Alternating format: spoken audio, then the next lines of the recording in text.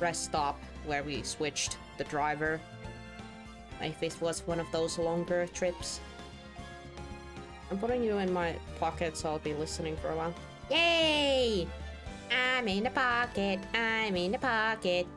Yeah, yeah, yeah, yeah, yeah. I don't know why I'm doing that. Alright. You guys should be seeing the game and hearing the game. I'm seeing all good. Yep. Be good. Episode 3, Turnabout Big, part 4 / 1 trial? Okay. Is that right? Yep, it is this. Maya being all happy and dandy. Wishing Max a good morning. Alright. So start with the people. This is our defendant, Max, who is being accused of murder. It's our opponent, Francisca. And today we are getting most likely aggro into the stand, telling whatever the heck he saw during the murder. If I do something in a city traffic, I just hello and shout mormon malt. Yeah. Yeah. That's something stupid. Yeah. It's okay. I usually like, if it's a place I don't know, I might drive a little bit slower, but not like too slow, so it doesn't hopefully bother the person behind me. But especially if there's nobody behind me, I can like drive as slow as I possibly can and just make sure that I'm going to the right direction. Like not just looking at the Navi all the time, but actually looking at the streets and the signs. But yeah, we kind of figured that a possible actual murderer could potentially be Acro, but the thing is, we also figured out that it might have been an accident murder, because we did discover that his actual target most likely was this girl, Regina, who is the most blonde person in this circus.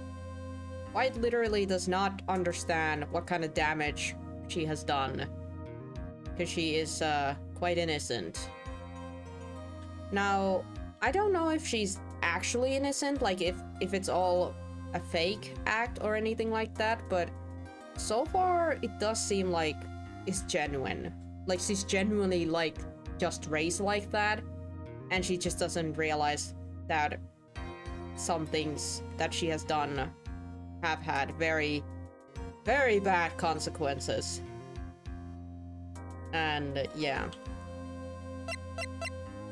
And Acro definitely has a motive for the murder, because thanks to a past circus act, or it was during the rehearsals, this lion chomped down Acro's brother's head, pretty much. He's not dead, but he is pretty much like in a comatose situation, like he's not waking up or anything like that. And honestly, I don't know, even if he did woke up, I don't think he's ever returning back to his job. And my theory that this poor lion was put down for very bad reasons, because Regina and Agro's brother were pranking each other by using pepper a lot. And we did discover that Regina had, during that day when that accident happened, she had given Pat a scarf, new scarf to wear, and then he did the trick with Leo, and I have the really, really awful feeling that that scarf mayhaps had some pepper on it, which caused the lion to sneeze, because they did say multiple times that the lion was very well trained, like it wasn't a new lion, it was like an older lion. It had done the trick several hundreds of times. It should have been an easy trick, but that day he just chomped down. And we unfortunately don't have a picture of it, but we've seen that like flashback image told by the clown and by Agro, like what it looked like, and they both said that the lion had like a weird smile on its face. And once I saw that image, I determined that the poor thing was sneezing. That was a cat about to sneeze, so it was all a horrible accident. So yeah, I am curious on how this is gonna turn out, because we kind of have a picture on what do we have to do, so to speak, but yeah, but that's the recap. And what are the newest evidence we have gotten? Well, it's Leon. We've gotten Leon. We got the Russell's autopsy is still here. We got the wooden box, huge ass box, the little pepper container. We got the Grand Prix photo that has the big bust on the pedestal and the trophy, and you know, Max just being all around happy. Then we got the note that placed by Agro in Regina's pocket on the morning of a crime, and it has a pretty gruesome text on it. To the murderer: you haven't forgotten what happened 6 months ago, have you? I have conclusive evidence on what took place. Meet me at 10 p.m. tonight at the lodging house plaza. And instead, since this was in Regina's pocket, she placed this note on the cafeteria wall. And who else but his own father, the ringmaster, saw the note, was angry, obviously, and he ended up being the one going to the murder scene instead, and you know the rest. So that ended up happening, and then we got a proper picture of the bust trophy. All right, I think that's a good recap. All good recap for now. Let's continue, shall we?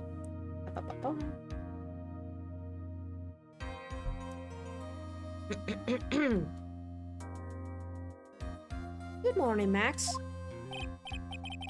Yeah, good morning, sweeties. You don't seem like your usually sparkling self today. I'm always like this before I go in front of an audience. I'm working up to it. Hee. Oh, Regina's here.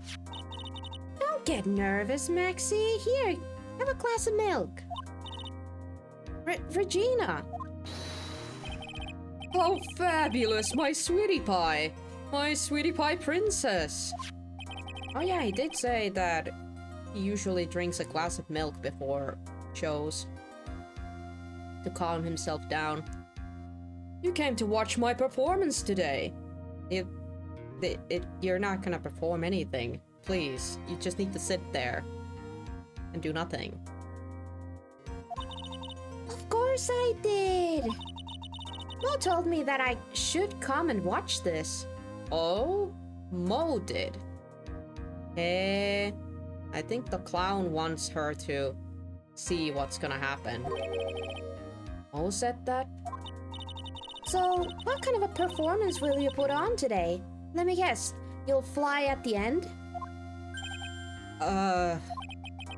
It's not that kind of a show. Isn't that right, my sweeties? Huh? I think my sweetie pie princess doesn't... Yeah, she doesn't seem to realize what's going on, or even where she is. Well, Max, it looks like it's time to raise the curtain. I'll see you later today. I'm just a member of the audience. Ah. Fabulous. Enjoy yourself out there. I got sent to some random stream. Yeah, so... You got sent to some random stream. Maybe you're accidentally... pocket pressed something. Don't ask me how that works. Good luck, Max. You're the best. I don't know, pocket dialing. Regina's different, don't you think, Nick? Top of the morning to you. Everybody, let's get ready to get stuck in a legal limbo. How low can you go? Mo. Top of the morning to your governor. Oh, governor. Top of the morning. What am I, Jacksepticeye here? Top of the morning, y'all. Sorry, that was bad. I apologize. Very bad. Bad, but enough bad. Bad. There we go. That's the ticket. Attacking the day starts with energy in the morning. The early bird gets the worm, but then again, worms lack higher brain functions. Here, Max, I brought you a present. Have some milk. Aw, they all brought Max some milk. Oh my, thanks. So how are you today, Wright? Well, I got the feeling that today I'm going to face off against the real culprit. You mean aggro? Wow, everybody just knows. Top of the morning, lads. Huh? You think he did it? Be careful. He's used to putting his life on the line, literally. He's got guts to spare. If all I got to worry about is how thin the Wright rope is, I'm sure to it already. I'm used to it already. It just means that I won't be able to press him like I can other witnesses. What are you going to do then, Nick? I guess today we'll just have to do without our usual psychological warfare. Today we rely on evidence. It's the only way to get past aggro and the truth. You're right, but it's gonna be tough. Anyway, I want you to make sure that Regina sees it all today. It's important. Oh, it's gonna be a wake-up calling for her too. Then she'll finally have to deal with the reality of what happened to her father. You want us to make sure Regina watches? Yes. That's why I brought her here today. What's that supposed to mean? She needs to know that when people die, they don't just become stars. I may be an old-fashioned clown, but I don't believe in people becoming stars. True.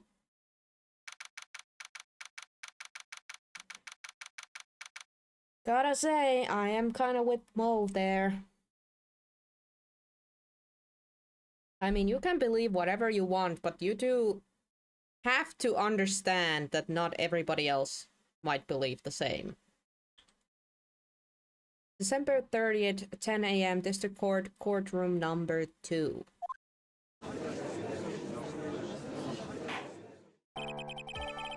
Court is now in session for the trial of Maximilian Galactica. The prosecution is ready, Your Honor. The defense is ready, Your Honor. Very well, Miss Ronkarma, you may proceed with your case.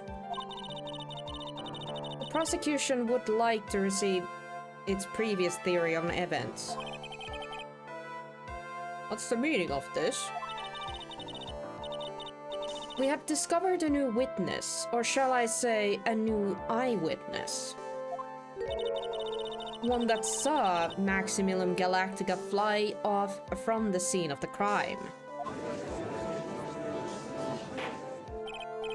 Order, order! I had a feeling something like this would come up. Due to this revision, we are now prepared to explain how the defendant flew that night. An explanation the prosecution will present if the need so arises. In fact, my detective stayed up all night creating a mock-up of the scene on my orders. Or gumshoe. Very well, please call your witness to the stand. Time to get to work, or shall I say time to walk the courtroom tightrope. How did you get those birds in here? Name and occupation. Ken Dingling, but everyone calls me Acro. I'm employed as the acrobat at the very big circus. Where were you the night of the crime? I was in my room that night. If you look at the map, you will see the witness's room is near the crime scene. My room is in the 3rd floor. The crime scene is below my window. The night of the crime, the witness saw something quite shocking. Would you tell us what you witnessed? Okay. Kunnon viilipytty tää jätkä. Also props, Acro actually, you know, said his name and occupation. No dilly-dallying there. What I witnessed. It was just after 10 p.m. and I was resting in my bed. Around that time, I heard a large thump noise from outside the window.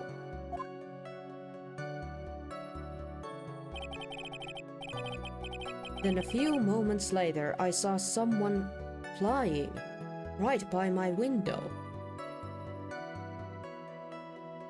On jonkunlainen pytty kyllä. It was Max Galactica. I only saw him from behind, but that's who it looked like.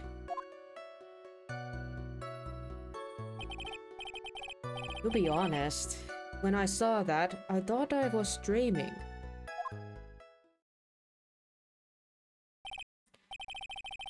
This witness testimony matches up exactly with that of the clown.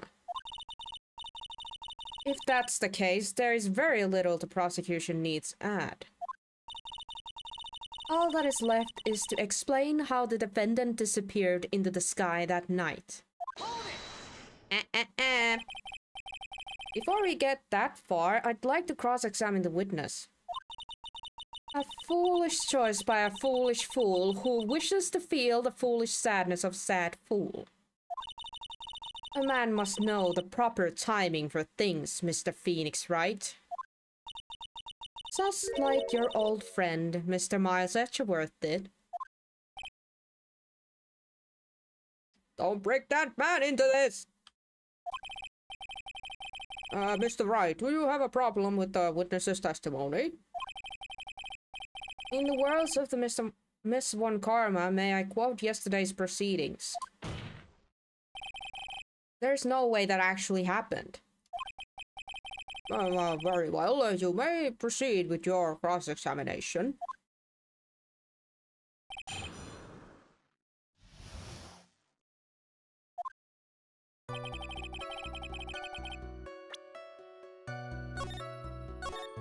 So I guess we start poking him around and see where we can find a bit of a...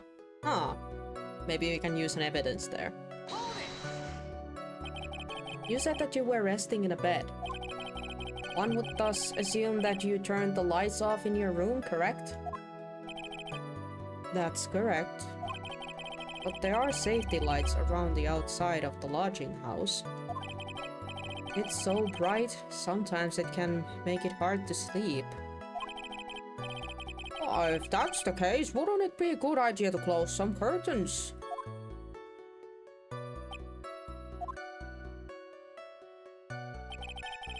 I never really thought of that. I guess that means I'm off to buy some curtains. Sometimes I do make myself useful in these chambers. The witness will proceed with his testimony.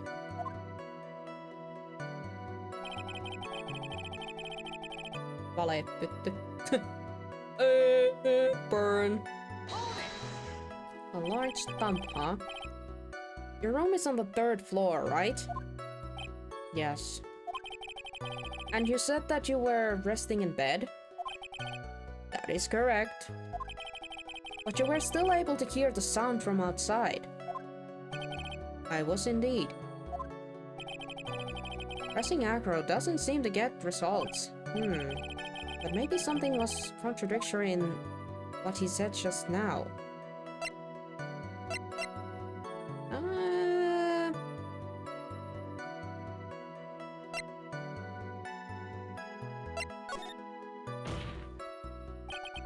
There's a huge contradiction with the testimony that was just given. Objection! Was there? Yes, we could say that. If there's a contradiction, then prove it with evidence. She is right. Let's see some evidence. Do you have any evidence that to support your claim of contradiction? Shit.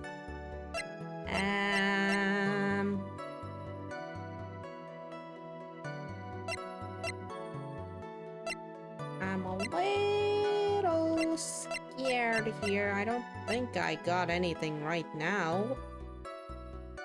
Is it this? Take that!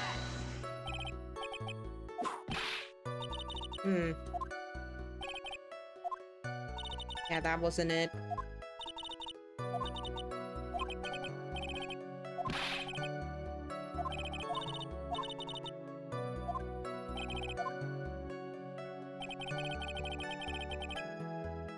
So it's literally like...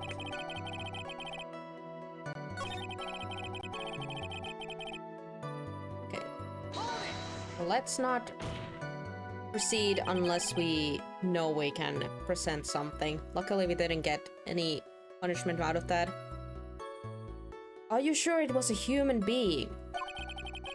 It could have been a mannequin or perhaps a large action figure. Well, setting aside the possibility of a mannequin, an action figure is plausible.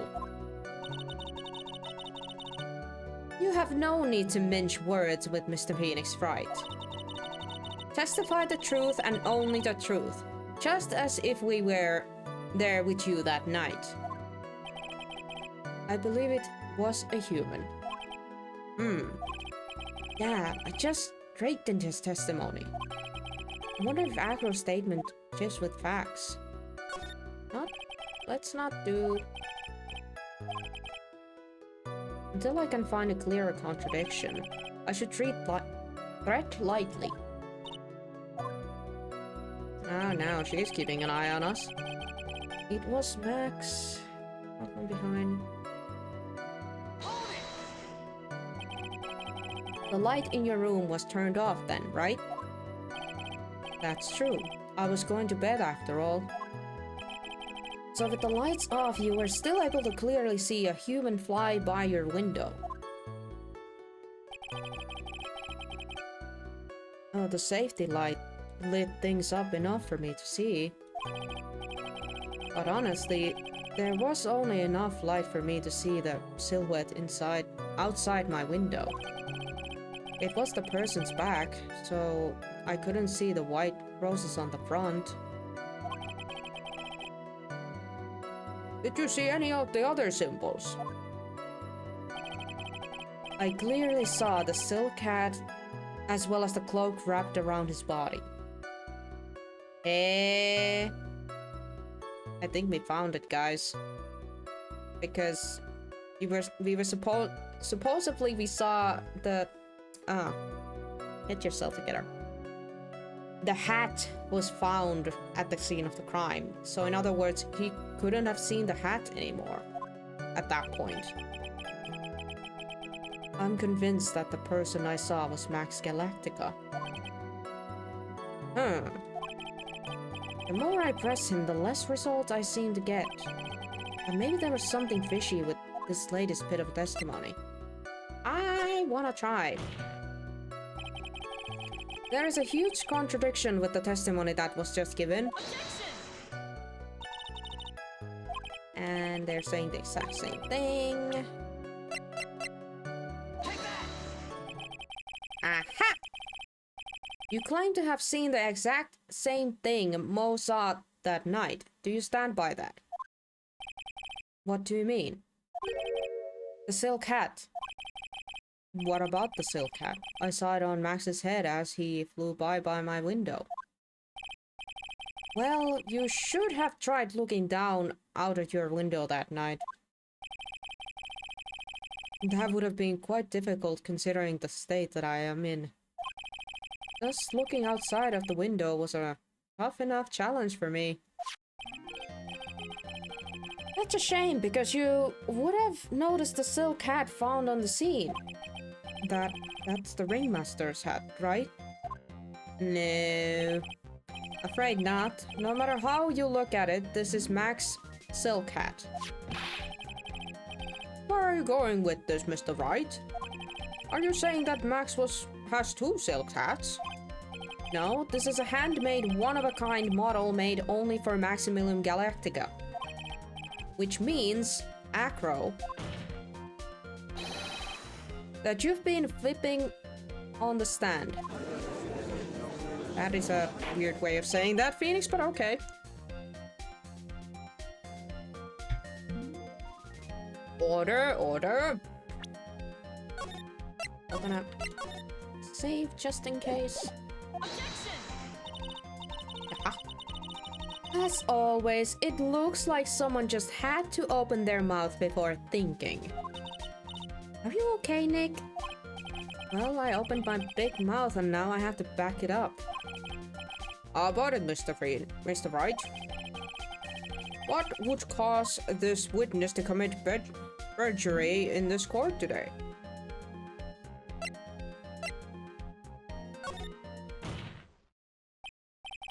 Your Honor, on this occasion, the defense accuses Acro himself.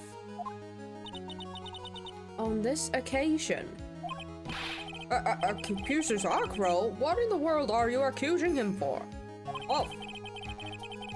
Obviously, we accuse him of the murder of Mr. Russell Berry. And this is where we turn it. Mr. Wright, are you serious? Deadly serious, Your Honor. I think your trips to the circus have served you well. You seem to have learned how to try and grab at the audience's hearts and mind.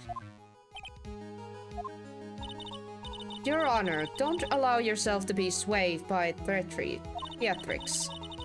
Trying to wow the crowd with the smokes and mirrors is the oldest bluff in the book. Really? If you don't believe me, just look at the witness. What? He's chill with the birds? He's calm enough for it to almost be scary. Ow! Ow! Oi! Acro, your bird! Get your bird in! Ow! Ow, ow! Get your bird back, Acro! It hurts! Tällä pirun tikalla on hyvin terävä nokka. Sattuu! Ow! He's staying rather calm and collected. Saakeliä vielä ottaa napotti. Mr. Dingling, do you have any response to defense accusations? I don't really need to say a thing, do I? What do you mean? Everyone, take a good look at me. Ottaa reikä, otas. On.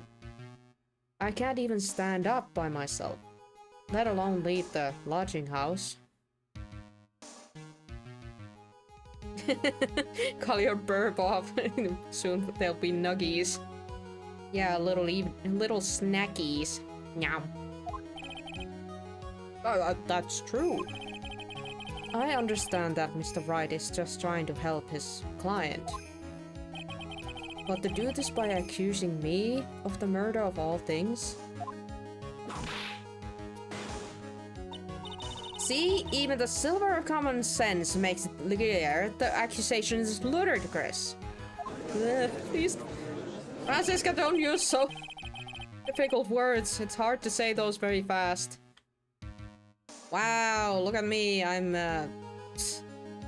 He's right. Way to pick on a disabled, you're heartless, cruel man. Wah, wah, wah. So what if he just needs a wheelchair? Makes even more sense that he could have pulled it off. I think. Wow, really? Really? A poopy head? I'm a poopy head? Wow. At least call me Spiky Head or something. Seriously, somebody just call me a shithead? Wow. See that, Mr. Phoenix Wright? If you're trying to drum up support from the peanut gallery, that's how you do it. Yay. Ugh. I think that's enough of this little game. I've got a doctor note to confirm that Acro is unable to stand under his own power. Maybe the defense is planning on making a claim to counter this as well? I can hear the defense now. Acro had an accomplice. What do you say about this, Mr. Wright? Did Acro have an accomplice? Did he or did he not? I don't think he did. I don't think he did.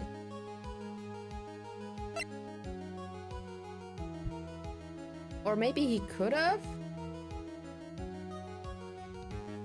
This is a bit tricky because I feel like the monkey could have helped him in some way, or he could have just done everything by himself, but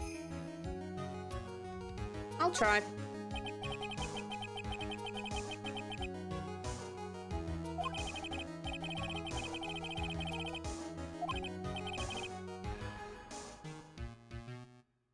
But I'll try. If it's if the monkey doesn't count and I have to point out a human, then I know it's wrong.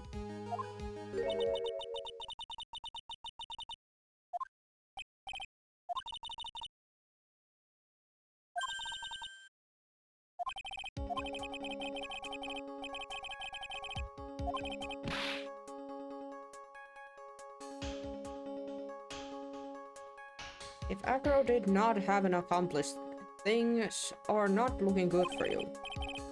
Yeah.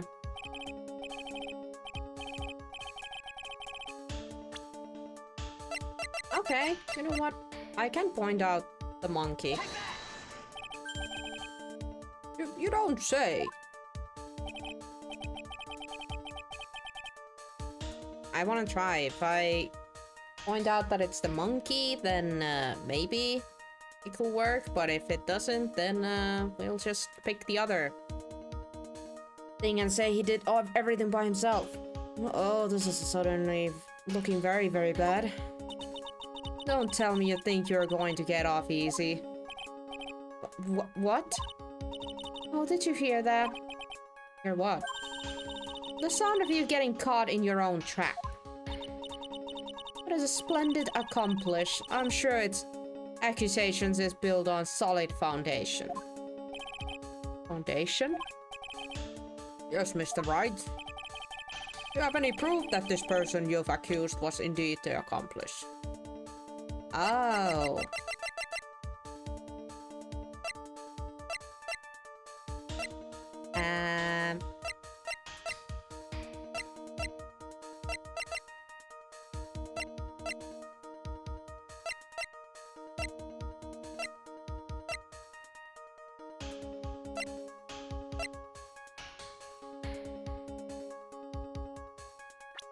Kinda don't. Darn. Okay, I think they're gonna have to fold it. Hold on.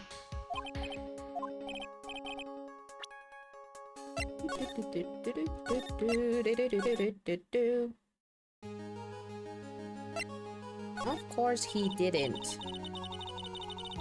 Now then, this must be when we get to hear the name of the mystery accomplice.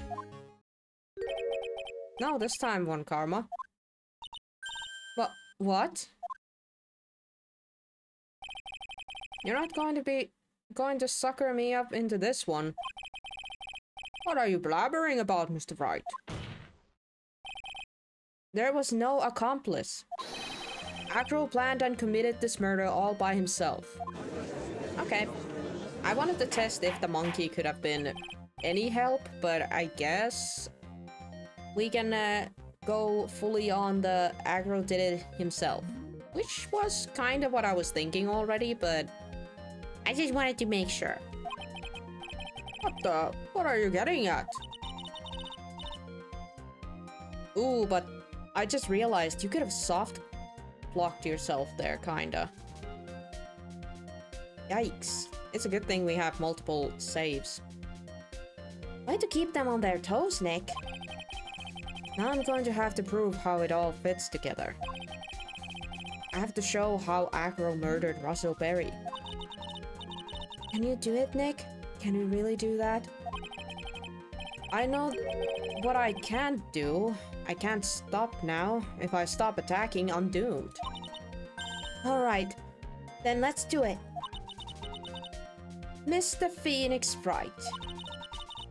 If this witness is the killer, then his eyewitness's account is all lies, right?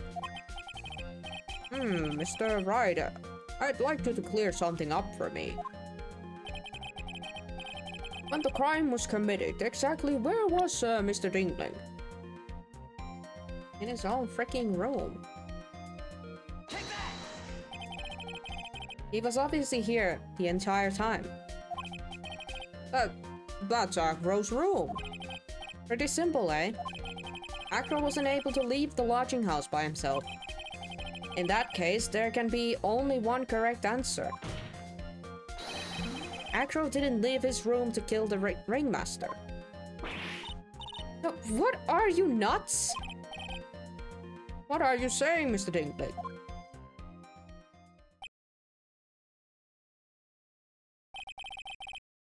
It's an interesting theory.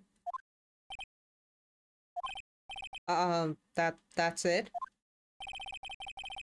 Considering that what you proposed is impossible, yes, that's it.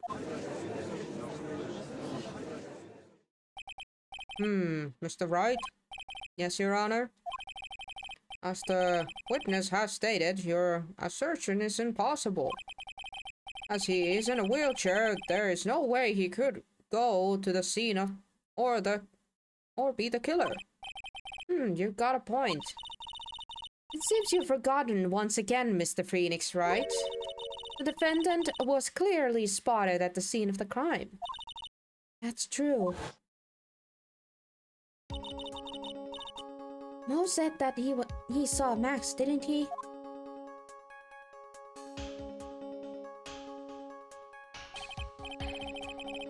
But Maya, it's still impossible for humans to fly.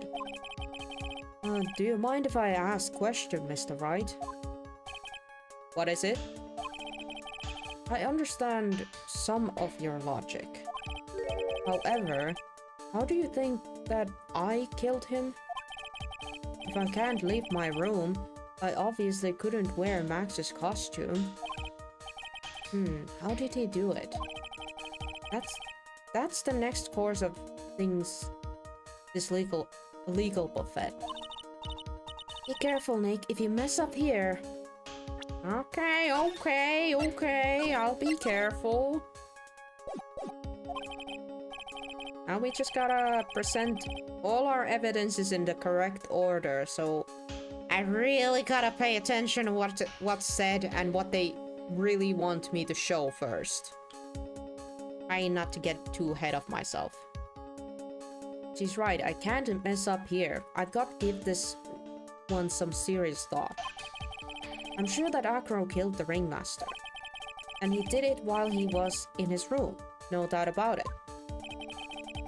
Time to enlighten us to how Mr. Dingling committed the crime, Mr. Wright.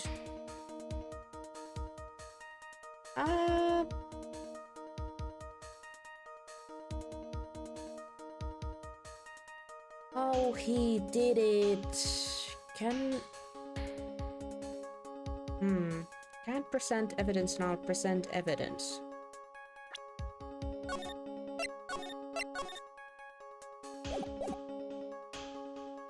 I can try presenting. I'm going to present some evidence. Oh, what did Mr. Dingling use to commit the crime of a murder against Russell Berry?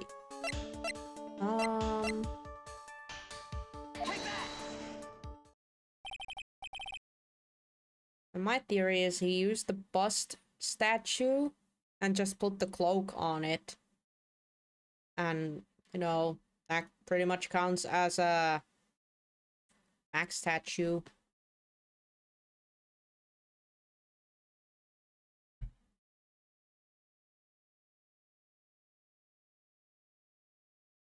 What's that? A picture? It is indeed. The problem is with the item that's shown in the picture. Oh, the bust? It's quite a large bust, and because of its life-sized, it is also very, very heavy. Heavy? Heavy enough to guarantee a certain death. Especially if it was dropped from a third-story window.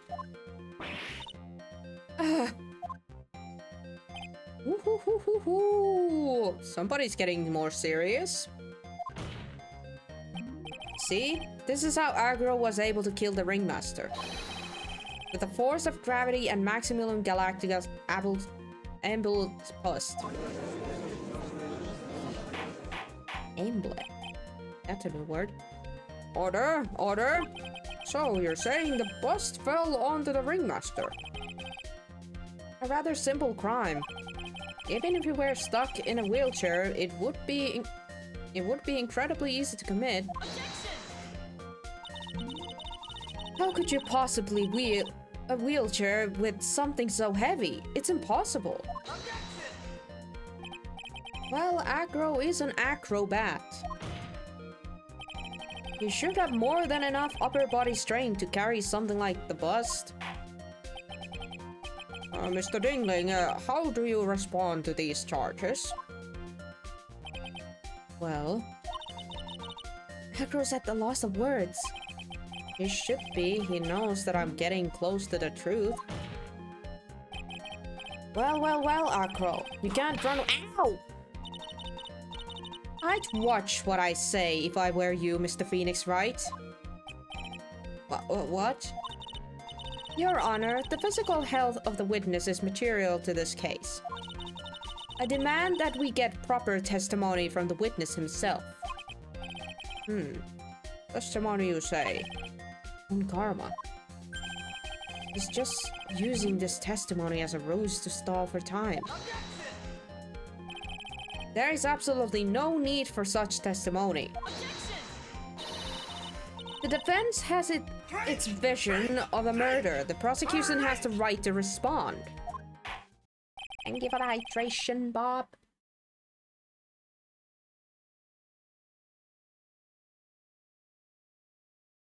The defense objection is overruled.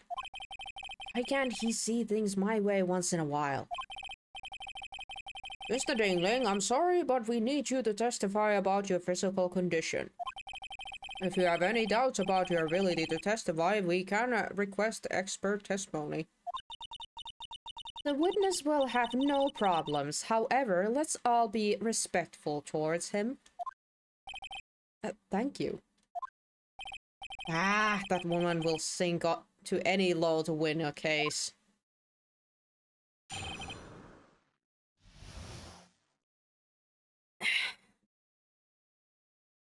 Agro's physical state. I suppose I could have lifted something the size of that bust. I have a strong upper body from working as an acrobat, and only my legs were injured. However, lifting the bust and looking out of the window would have been impossible. There's no way I could have exerted that kind of force on my lower body. That makes it impossible for me to have known the location of the ringmaster's head. Yeah, but what if you place the box down first in the courtyard? So he will, you know, lower himself to, you know, check what the heck that box is, and then you let go. And voila, you know exactly where the person's head is. Ta-da! Plus, it would be unrealistic for me to drop the bust on him, don't you think? Ooh, I already know where to press on him. I have no doubts in regards of this witness's testimony. It was impossible for him to lift the bust and stick himself out far enough to look. Not to mention that he could not have known the location of the ringmaster's head. A single false step would have led to even more severe injuries. More severe injuries than death? Or does she mean for aggro? I don't know. Oh, that's what I was thinking. What is your opinion on this matter, Mr. Wright? I'd still like to proceed with my cross-examination. He's simply stalling. It's a shameful, really. Grr. Can't let her get to me. I've got to focus.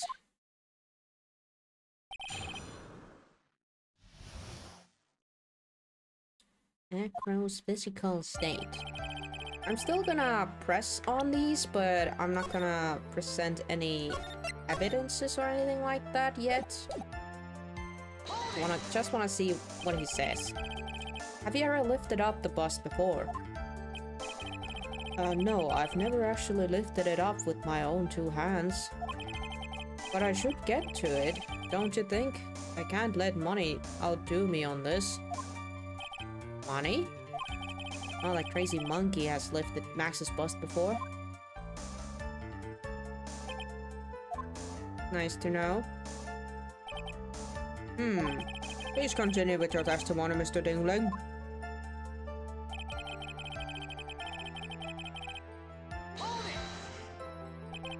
So what have you been doing to keep in shape? Well, honestly, I've given up on training. I don't have any plans to return to trapeze or the tri-trope. You don't say. But no offense, I'm not worried about losing to you in a race or anything. Neither am I, Mr. Phoenix Wright. I don't lose either, Slowpoke. I mean, Mick. Whoa. How did the discussion turn to me all of a sudden? I suppose you could say that I'm stronger than the average bear. Wow. Average bear, huh? That's a big claim. And why is that? Because if I were to do that, I'd end up falling out the window myself. I still haven't gotten much feeling back in my legs yet. So you couldn't have thrown that bust out of the window.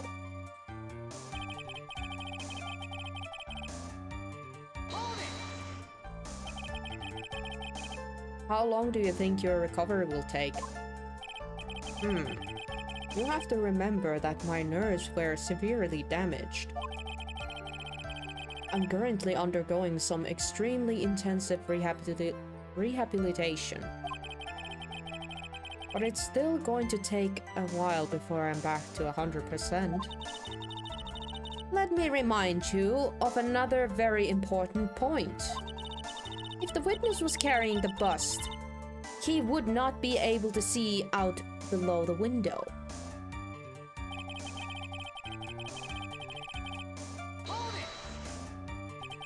Why do you say it would be impossible? Allow me to explain. You accept that if I was carrying the bust, I couldn't see out below the window.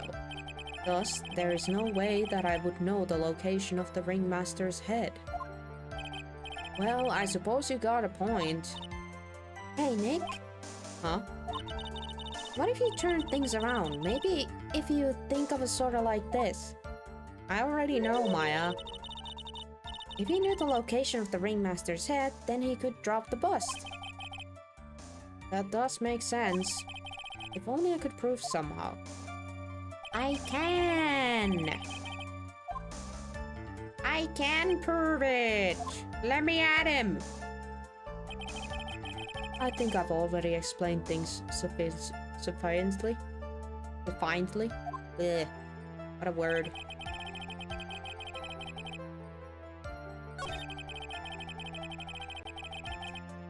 I think I'm just gonna throw evidences around here. That makes it impossible for me to know the location of the ringmaster's head, except it does not. Boom! Acro? You didn't really need to learn lean out of the window, did you? What are you driving at, Mr. Wright? You already knew ahead of the time where the ringmaster's head was going to be.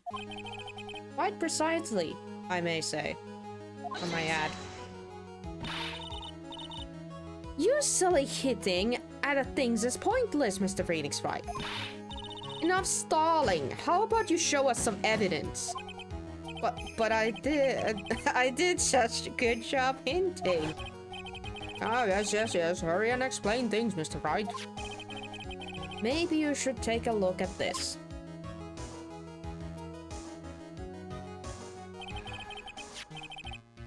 The key point here is the wooden box. The same wooden box that the victim... the same wooden box that the victim was found hunched over? The same. The question is, who placed the wooden box there? Who? When Ben and company saw the ringmaster, they didn't see him holding the box. Which means that this wooden box was already placed at the scene of the crime. I have to admit that your theory makes a lot of sense. The moment that the bust came falling down was exactly the same moment that the ringmaster lifted up this wooden box. Which means that the answer to all these questions is now crystal clear. You mean... If the bust were to fall upon the point marked out by the wooden box, there would be no way that it could miss the head of the victim. No! Order! This is unbelievable! Finally, some of these loose ends are starting to tie themselves up. Now I just gotta keep going, and there's only one way to go from here forward.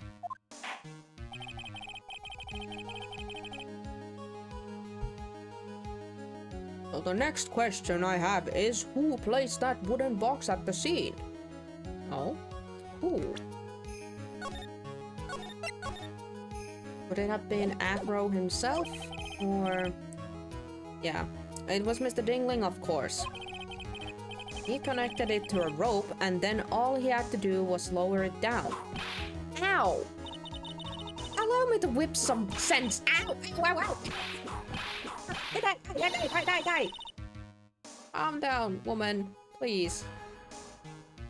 The ringmaster's head could have been anywhere when he lifted the box.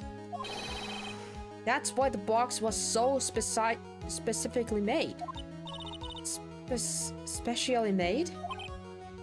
Indeed. It had the most peculiar feature.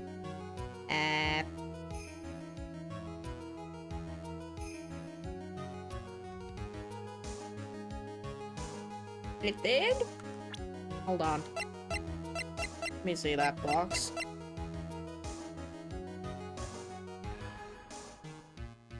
Most small but strong lock.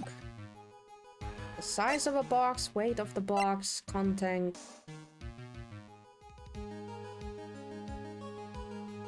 Contents. What was inside the box? The weight, the size. Okay,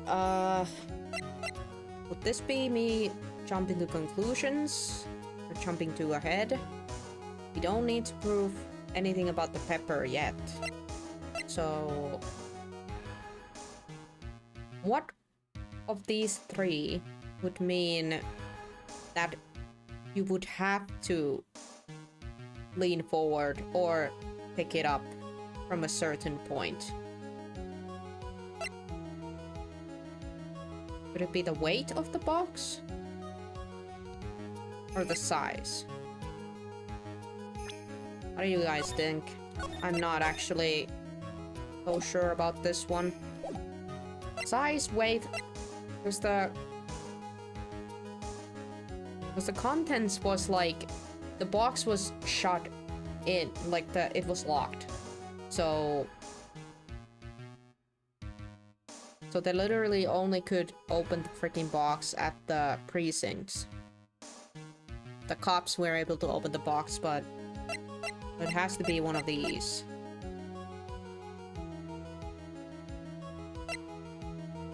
I'm gonna say wait.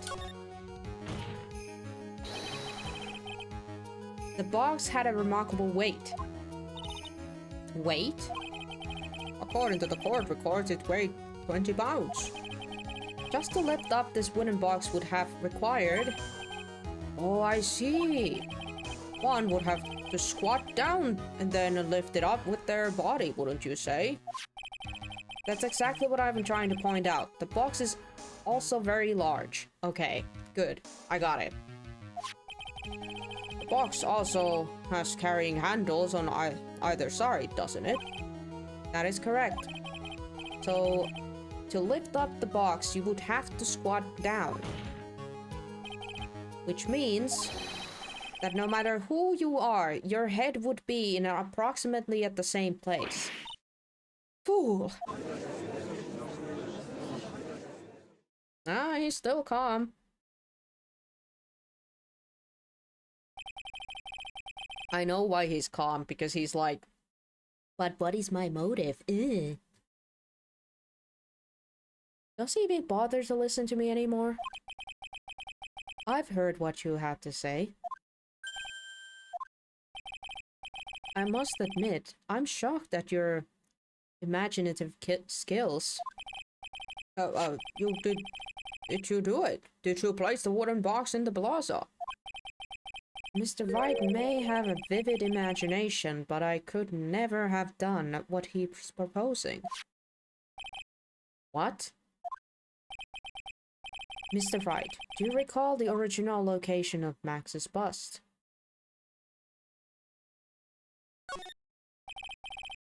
Of course I remember. It was on top of the table in the cafeteria.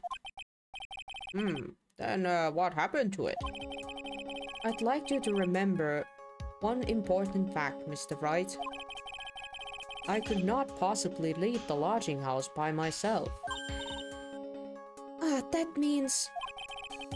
You understand what I mean, don't you? I may very well have been able to drop the bust from the room. However, how would I have gotten the bust from the cafeteria to my room?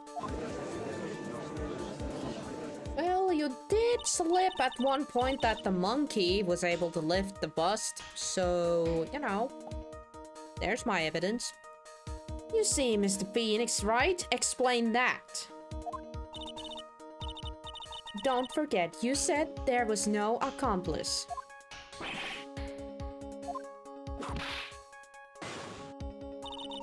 Tell us exactly how the witness would have carried the bust from the cafeteria. Yep, we definitely have a problem there. But this is no place to get perplexed. I've got to get my wits about me and prove how things happen once and for all. Alright, Mr. Wright, let's hear your explanation. In a minute. How did the witness get the bust from the cafeteria back to his room? Monkey! A monkey. Everyone knows Money. He loves shiny objects of any size. Oh, like when he stole the ventriloquist ring. So, are you saying the witness had a monkey to steal the bust? Of course, he didn't order the monkey to steal it. The monkey stole it on its own, and then brought it back home. Ah, home? Money lives in Agro's room. Agro's room? But the bust was bronze, wasn't it? Bronze isn't all that shiny. Maybe you should put the whip down sometimes and read the court records. Oh! Yo! I feel like we're gonna get smacked for that. Yeah, look at those shiny ass cards.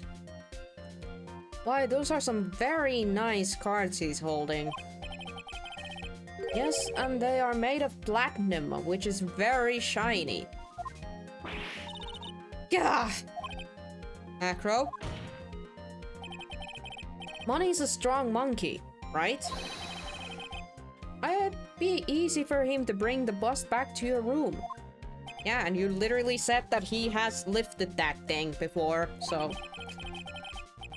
If he wasn't able to handle that himself, I'd be on the market for a new roommate.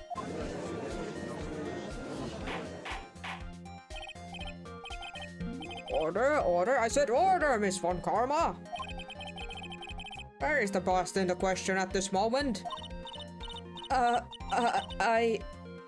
don't know. Oh yeah, that's a good question. What the frick is that? We never found that. Oh, we never found the bust. We only have a photo of it. And it wasn't in the pile that Money made. On the other hand, if it was truly used as a murder weapon, it would make sense that Agro would have hidden it somewhere. So maybe we don't need it right now. We're searching for it as we speak. This is a rather strange turn of events. But let's say that the monkey had not stolen the bust. What would have happened then? Well, in that event, something else would have been used as the murder weapon. Wait. Then you mean this bust was the murder weapon purely by accident? It's possible. Yeah, it actually is possible, because I don't think Acro had any beef against Max. Like, he was one of the rare people that didn't have any beef with Max, honestly, so... But he also was willing to just use whatever, I suppose. And it was I guess a good way to get the... You know, the suspicions off from him. Maybe Acro saw Money's mountain of stolen goods and thought to use one of them. Woohoo! Anyways, I think we have more than proven one critical fact. Namely, that it was entirely possible that Acro was the murderer. Moron!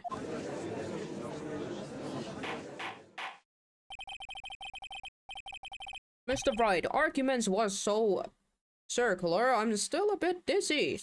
However, this argument does hold water. There's no denying that. Ow! Don't seem so flabbergasted, especially by this fraud of an attorney. I'm not a fraud, but, you know... You've forgotten the absolute most important thing, Mr. Phoenix, right? How about you wipe that sweat and tell me what is that? You should know. Ow! You forgot that your fraud of a magical client was spotted at the scene of the crime. Yeah? The bust. What Mo saw was the bust flying off. Or being lifted back up. There's no reason to doubt the clown's testimony. That's true. How do you respond to that, Mr. Wright? Nick, don't let her beat you down. I won't. This is my chance to turn this trial around. When the murder occurred, there were 2 people at the scene of the crime. No, that's not true. That's just the bust, and that's the dead person. One was the victim, Russell Berry, and the other was the murderer himself. Answer this and only this, Mr. Phoenix Wright. Who was the murderer the clown saw?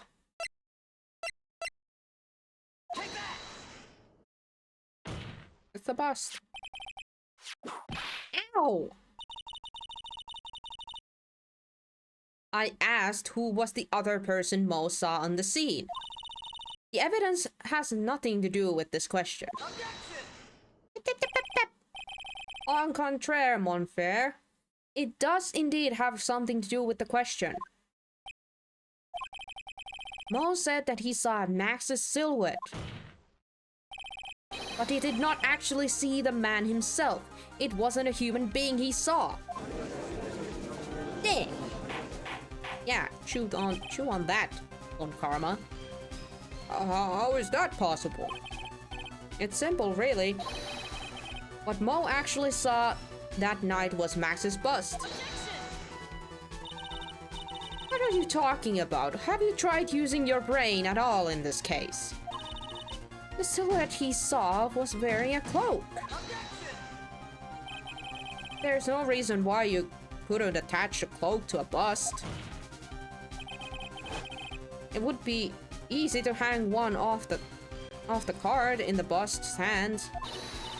Idiot! Who in their right mind would put a cloak on a bust? It doesn't matter who put it on the bust. Just wait a minute now, Mr. Wright. Who put the cloak on the bust? That question is the utmost important on this case, don't you agree?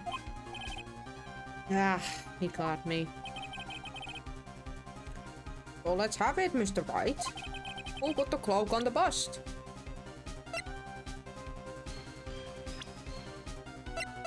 Well, here's the thing.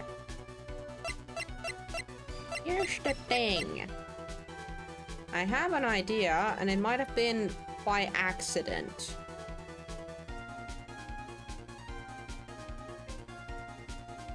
Either I'm gonna take some damage out of this and say Ringmaster first, or it's Aggro who put the bust. Anyways. A fool! Him? You are saying it was the victim himself, Russell Berry? That's what I'm saying. Woohoo! Got it right. I mean, the victim himself placed the cloak on the bust. Place the cloak isn't really the right way of putting it. Then what would be the right way of putting it, Mr. Wright? Explain yourself. Nick, do you really have a handle on all of this? I'm fine, Maya. I'm finally putting all the pieces together. There's really only one picture I can paint anyways. Alright, so you want to know what really happened that night. Let's step back in time. Alright, here we go, guys. Aggro used a rope to lower the wooden box onto the scene. Then he attached the rope to the bust and dangled the bust out of his bedroom window directly above the wooden box. At the same time, the ringmaster told Max to wait in his room and went to the scene. Of course, at the time, the ringmaster was wearing Max's costume. Perhaps he didn't want anyone to recognize him that night. But just as he feared, he was spotted at the entrance of the lodging house by none other than the ventriloquist and his puppet, Ben and Trilo. When the ringmaster arrived at the scene, he bent over to lift the wooden box. And that's when Aggro took his chance and released the rope.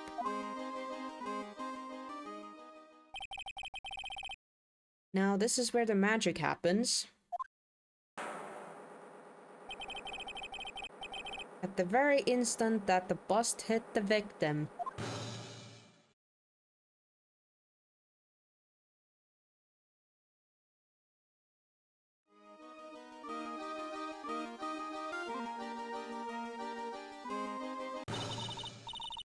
You wait just a second there, Mr. Phoenix, right? As much as you try, as much as you scheme, this isn't true. It can't be. I mean, it would be really freaking convenient for us, but you know. It's still a little early to be getting so upset, Miss Von Karma. This circus isn't over yet. What?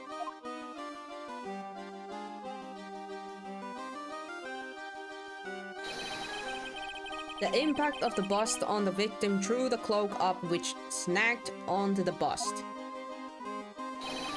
That impact also caused the sound of certain witness heard, prompting him to take a look. What witness was?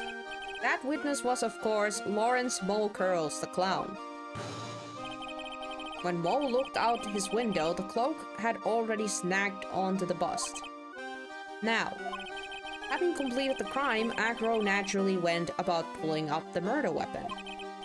Of course, he had no idea that Mole saw the bust being raised with the cloak dangling on it. Primarily because in his wheelchair, he couldn't see outside of his window. So he just kept pulling the bust up.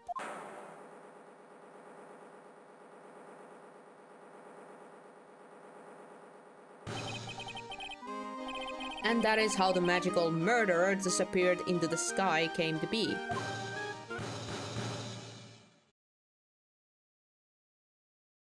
Kumarov. So you see, the only person who could have pulled this off is the one person who was able to drop the murder weapon from above the crime scene. Acro, it could only have been you. And the next thing we need to prove is the motive. Which is not gonna be a very pretty sight. Acro's been playing mind games with all of us. He sure has. But he has come to the end of his rope now. So, what now? You've graced us with a rather long-winded tale. But do you have any evidence to prove that your fairy tale is true? Evidence? In this court, only two things matter. The power of evidence and the power of my whip. Can argue about the second one. Don't forget the power of my gavel as well. Mr. Wright, the prosecution brings up a good point. Can we see some evidence? Nick, they say they want evidence. I just explained how there can only be one possible murder method. But there is still something unusual about Mo's eyewitness account. Unusual? A contradiction, actually. Okay then, use that and get out of this jam.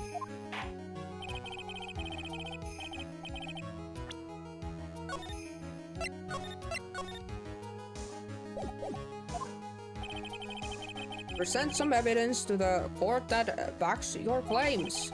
I want hard proof that you have unraveled the trick to this magic case. Ha!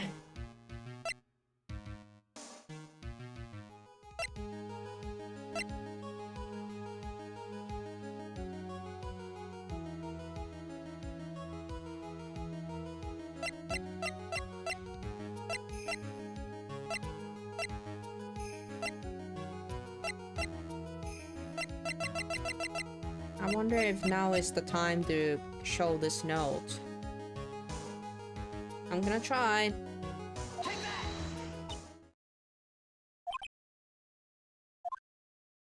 Uh-oh. Might have not been the time to show that yet. Uh-oh. Ow! Ow. I shall try again.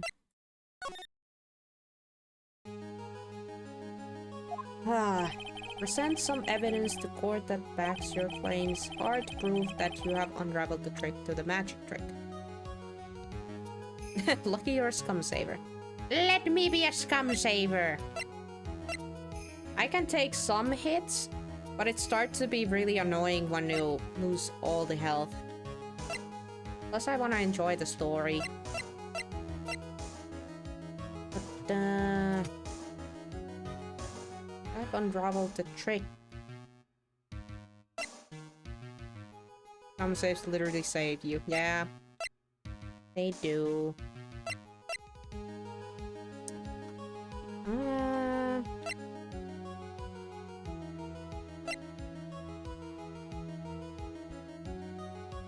And unravel the trick to this magic case.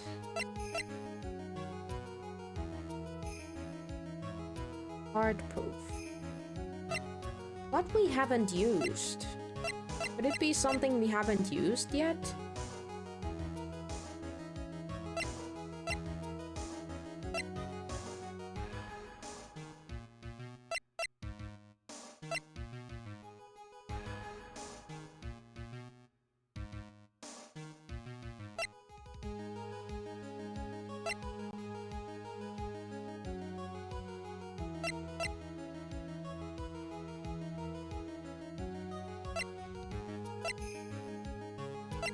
No, it's not the note yet, so...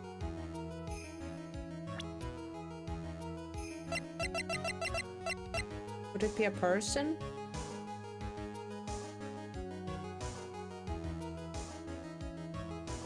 No. I don't think it's the person yet.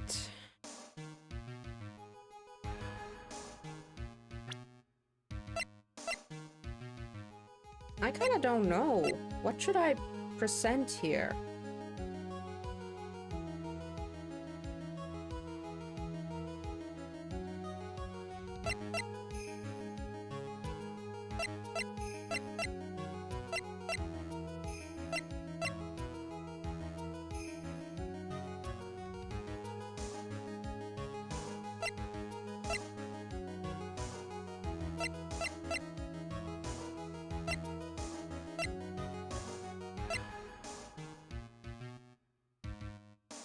Oh, my brain hurts. Ugh.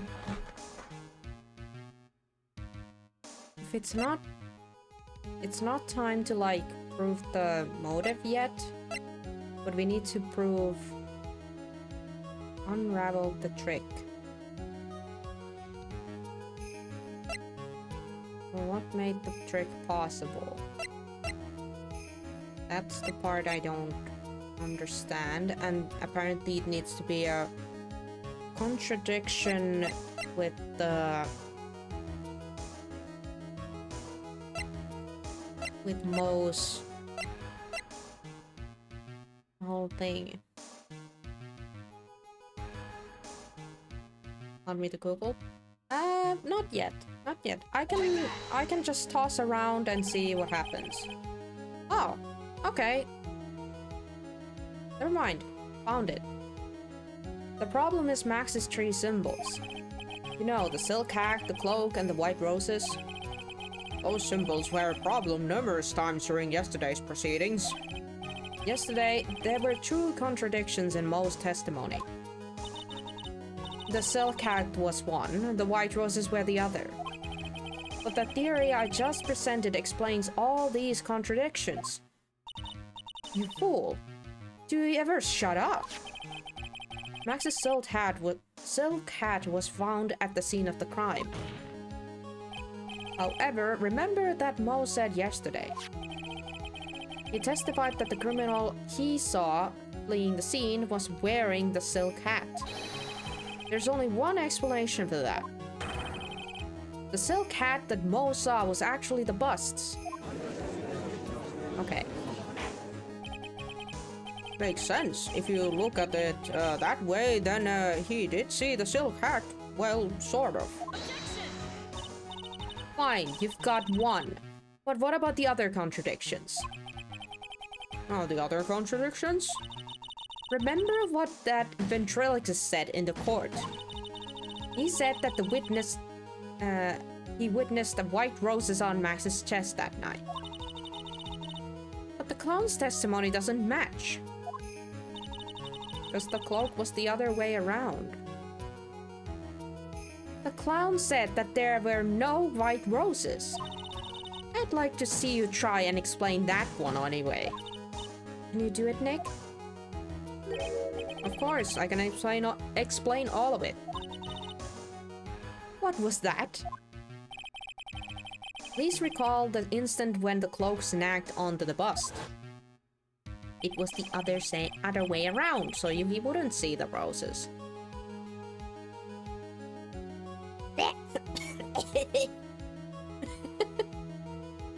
Sorry, I took a sip and leaked some water from my mouth. It's a good thing it was water and not the energy drink. I took like too much water at the same time and bleh, bleh. Yeah. If the cloak snagged onto the bust, what happened to the white roses?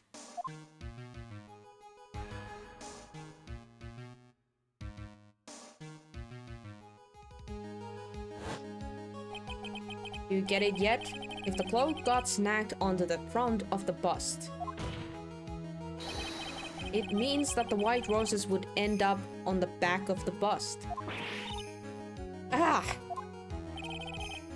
Which explains why Mo didn't see them. The white roses were not visible because they were on the back side of the bust.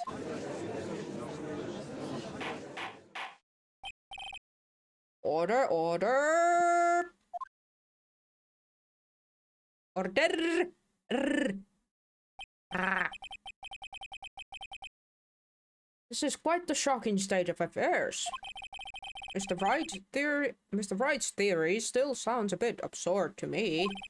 However, let's just keep going down this road for a while and see where it leads. Let's do this, Nick. Maybe Von Karma will finally throw in the towel. Does she look like she's about to give up? Nah. And he's still calm as a cucumber.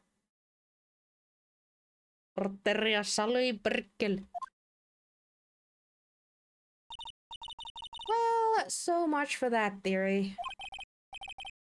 Mr. Wright, do you mind? What is it?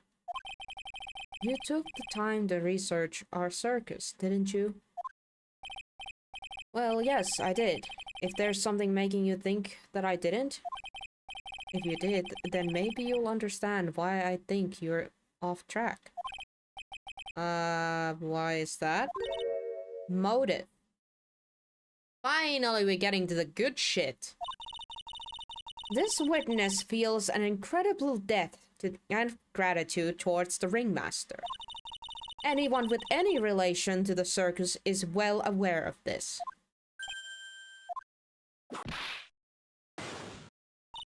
Thus, there is absolutely no way someone like this would kill the ringmaster. Because it was an accident. He wasn't supposed to kill him. He was supposed to kill Regina. Your Honor, I'd like you to hear Agro's story. Learn about his relationship with the ringmaster and his life up until now. What do we do? There's no doubting that Agro deeply respects the ringmaster. Agro's motive, huh? Well, it seems that this case isn't over yet. Very well, however, I feel this is a good place to take a break. I will listen to the rest of the Ding Ding testimony after recess. This court will now take a 10-minute recess. Fine. Finally getting to the good shit.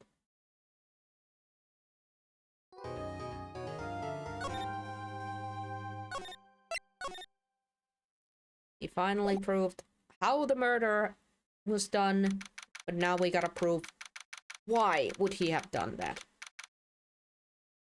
December 30th, 2:17 p.m. District Court, Defendant Lobby number 5. I can't believe it. Acro. It's pretty shocking, isn't it? It definitely is. And to think he was always the most straightforward of the group. Jeebus, am I that hated? No. I'm pretty darn sure you were just kind of a accidental victim here. Acro tried to pin the murder on you on purpose? He did? Oh, somebody's trying to get our attention. But I'm nothing but a little old nobody, you know? But you're not, which is kind of the reason why. Hey, pal! You gonna ignore me after all? I went to all this trouble to bring you some evidence? Oh, Detective Gumshoe! Ah, forget it. I'm going home. This guy deserves to be guilty anyways. No, detective. I'm sorry. Look, why don't you relax a little? You've got some really tasty milk. Oh, how about a card trick, detective? Well, if you insist. Now, about that evidence you mentioned, what is it? Oh, Yo, he brought the scarf! wait, but doesn't Ron Karma want that anymore? Oh, here you go. Huh? This was yesterday in Agra's room. Yup. And I've included the four signed results. Take a look at it later. Won't Miss Ron Karma be mad that you're doing this? That's why it's all a secret. Yo, Gumshoe! My man! Yo! Oh no, you're gonna get a whooping after this, and it's not gonna be the fun kind. Oh boy. Look, details are on the needs of no basics. And we're not really allies or anything. But everything that's happened in the court up until now has gone according to our plan. I don't know. Miss Ron Karma didn't see him in the court of things in there just now. We'll figure it out eventually, pal. Yesterday, our final plan were set into motion. Final plans? Uh-huh. That reminds me. I've got a message from a prosecutor for you. Nothing is very truly decided until the very end. That's it. And that's it for me too, pal. I'm out of here. What do you mean by that? It's in the very end part. I'm not sure. It was all pretty cryptic to me. Oh, whoa, one more thing. Ah, don't scare me like that! Looks like there's a large care package from the circus for the defendant. But what? For me? It's milk. The receptions area looks like some kind of a dairy. Hurry up and drink it all before it spoils. Entire dairy's worth of milk. For me? See, they do care. At the very least, they probably have time to calm down and realize that the circus will be quite literally over if Max doesn't come back and actually get the non-guilty verdict here. Because, yeah. Baby girl! Maita Poik. Hey, I accept the fact that he takes a glass of milk before a show rather than a glass of alcohol. December 30th, 2:27 p.m. District Court, courtroom number 2.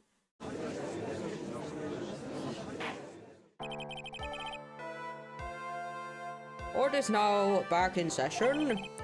Miss Ron Karma, please continue from where you left off. I'd like to continue with Acro's testimony, starting with his relationship to the victim. Yep, milk. Honestly, a cold glass of milk. Yummy. I'd also like to get proof from the defense. Proof of what kind of a motive Agro would have to commit this crime. Understood. Now, Mr. Dingling. Yes, Your Honor. Ah, my voice went somewhere there. My bad. Please proceed with your testimony. Finally, we get the motive. Wait, Nick, are you okay? Just do me a favor and don't ask questions you don't want to answer to.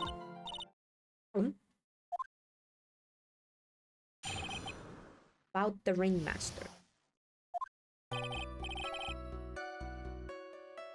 Okay, time for the saddest flipping sob story in existence. When we were little, we were abandoned by our parents. That's when the ringmaster of the very big circus, Russell Berry, took us in. I became an acrobat at around 9 years old. I wanted to find a way to repay the ringmaster. That was my sole purpose in life. Ah, you're such a thoughtful young man. As you heard, the witness deeply respected the victim. I wonder how anyone could think that Agro would kill the man he held in such esteem. You're absolutely right. How could anyone think of that, Mr. Wright? Which is why there is no real need for a cross-examination, is there? Actually, that's the question I'm trying to answer myself. Why would Agro kill the ringmaster? This might be my last chance to answer that question.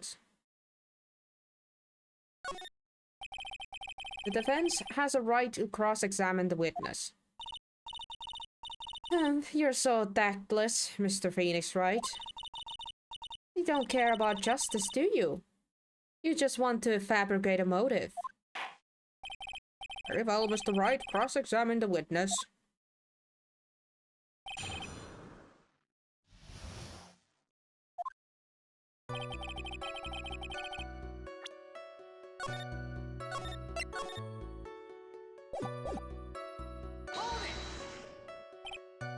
We. Yes, my brother Sean and I. Oh, what? You have a brother? How old were you when this happened, Acro? I was 8 years old and my brother was 4. Your parents were very cruel, weren't they? Nowadays, we aren't bitter about what happened to us, because it allowed us to meet wonderful people at the very big circus. Nick, the judge is getting misty-eyed. He's got a soft spot for sob stories, it looks like. Ow! No crying in the court, let's keep going.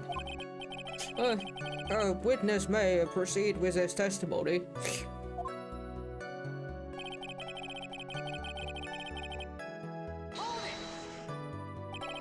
Well, I suppose it's good to know that the judge has some empathetic skills.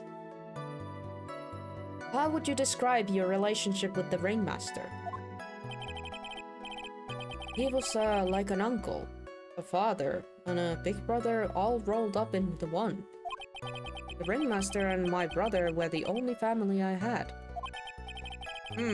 What about other people at the circus? This was over 15 years ago. Back then, there were very few customers coming in, so no one really had the time to look after us. They were worried about other things. But the ringmaster, he would always come see us with a laugh and smile.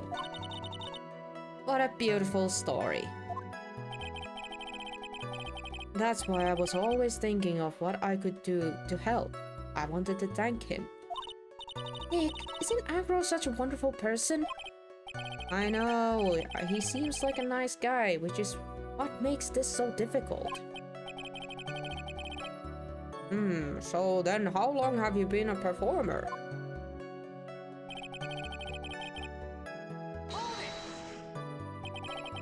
You started off as an acrobat at that early of an age? I begged the ringmaster until he finally agreed to let me do it. Ever since then, I've been in incredible physical shape. That's also when I decided to form a group with my brother. We called ourselves the Flying Dingling Berries, It's nearly a household name. I've even heard of them in Germany. Liar! The point is that I wanted to be of some use to the circus. Well, truly a remarkable young man. The judge keeps looking at the aggro almost like a proud father. Hey, you calm yourself down there, woman. Did you ever have any troubles with Ringmaster? Ow! How could you ask such a thing, Mr. Phoenix Wright? You have some sort of a fundamental misunderstanding of this witness's testimony. Or the heartfelt emotions contained within. Or better think about this, Mr. Phoenix Wright. You better think hard. Ow! Ow!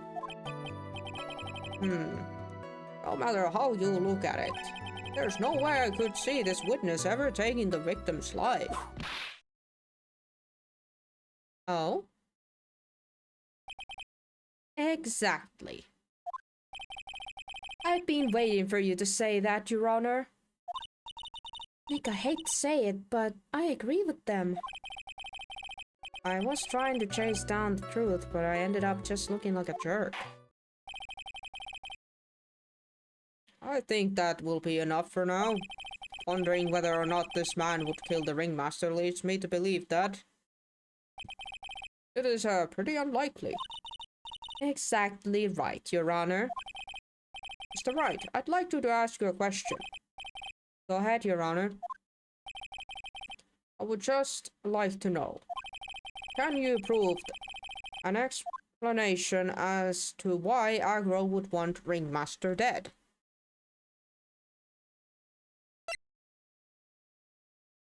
I can't provide one because he didn't want him to die. Nick? Yeah, I didn't even have to think about it. It was obvious from the start. Your Honor, the reason that Aggro killed the Ringmaster is something that I can't be proven. What? That's because Aggro had no reason to kill the Ringmaster at all. Ow!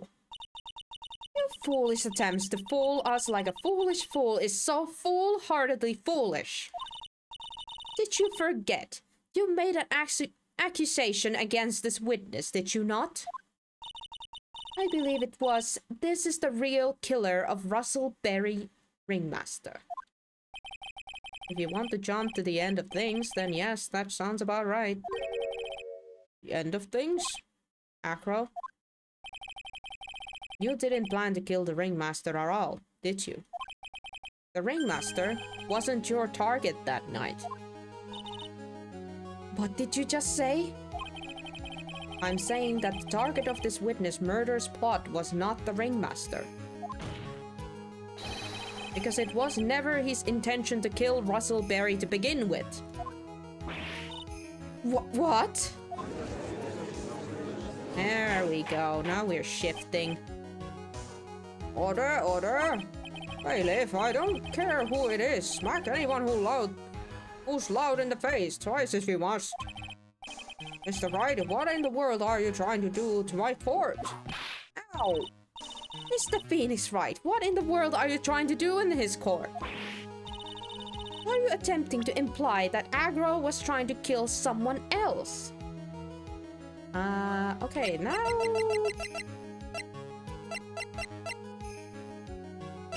Not that yet. I'm pretty sure we need to now show who he wanted to kill. Regina Berry. This young girl in the Ringmaster's daughter, correct? Aggro? You were really aiming for her that night, weren't you?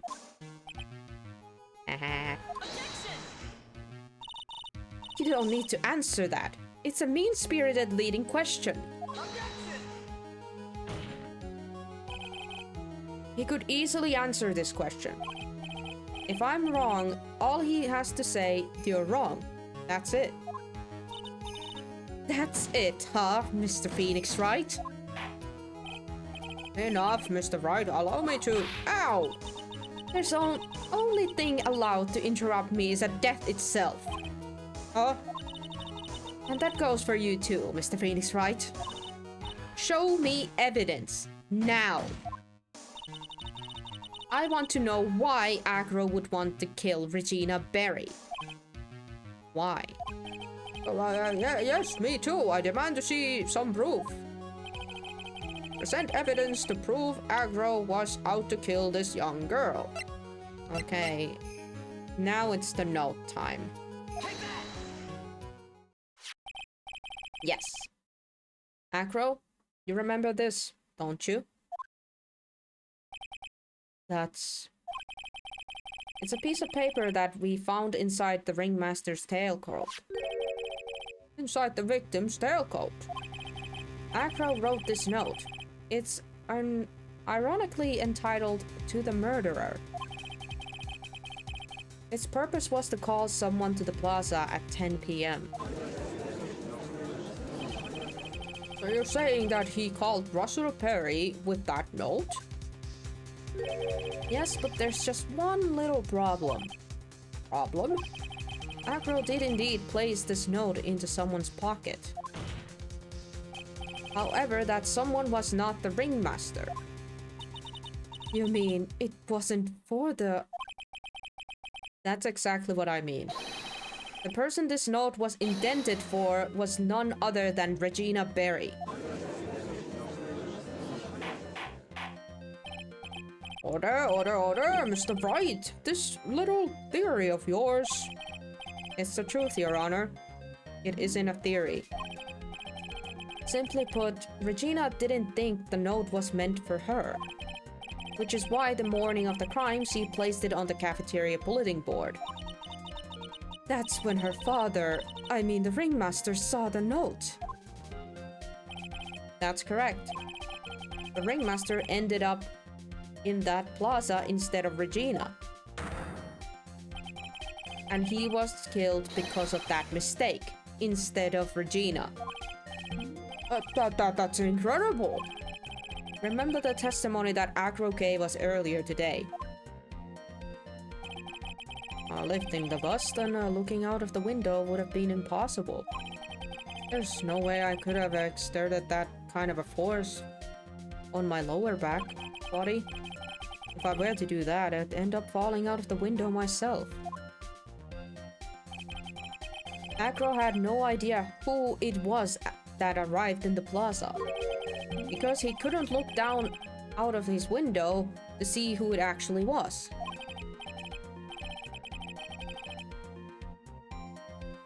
Oh, I've got it. Acro thought it was Regina down in the plaza.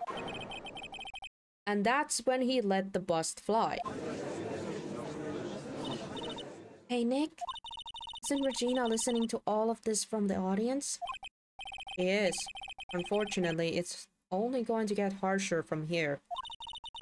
I hope Regina can handle it. I hope she freaking actually understands what's happening.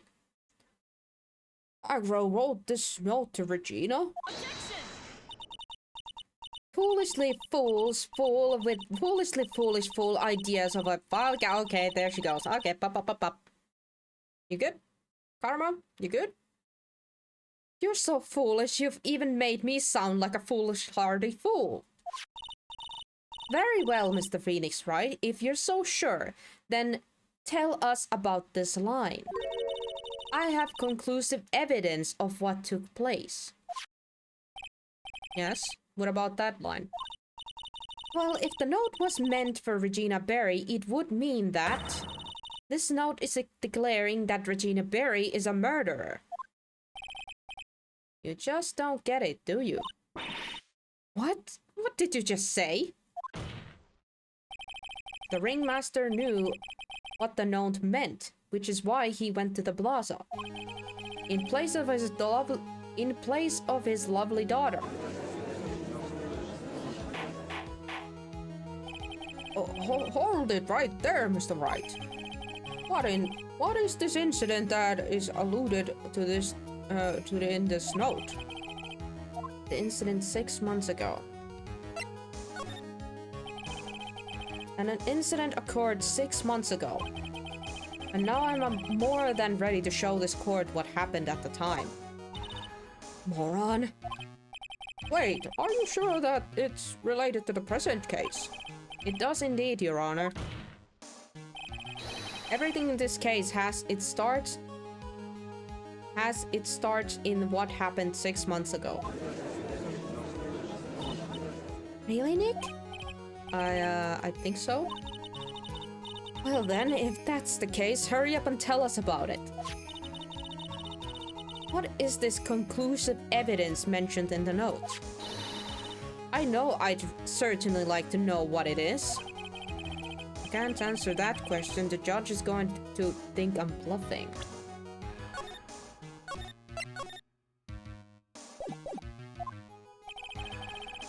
The conclusive evidence about the incident 6 months ago is actually...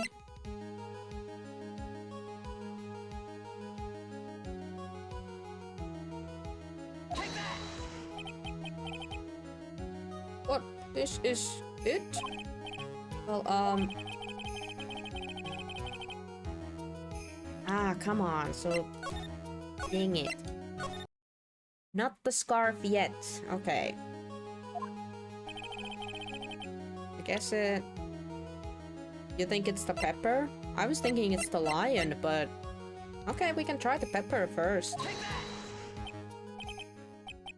Oh, you're correct. I think it's the pepper. Ow! Choo! What kind of a spicy joke is this, Mr. Phoenix, Wright? It isn't a joke at all. It's the decisive evidence you asked for. What do you mean? Pepper first. Recall that the victim was trying to take the wooden box away with him. He was doing so because this piece of decisive evidence is what was inside. Another unbelievable conclusion. Very well, Mr. Bright, so what exactly are you saying? Are you claiming Regina Berry killed someone with a small bottle of pepper? Taking the note into account, that's the only logical conclusion you can draw. Foolish fool who never tries his own foolish ways.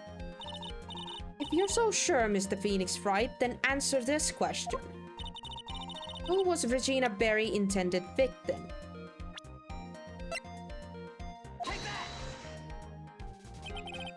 Who is this?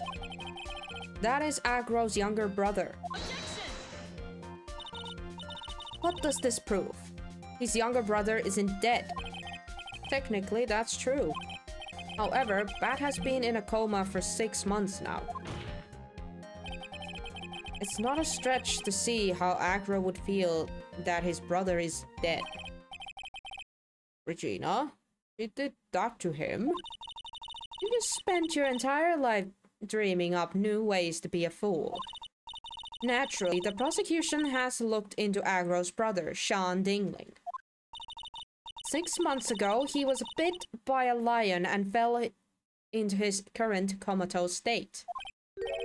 Lion? Miss Regina Berry, is an animal tamer by trade.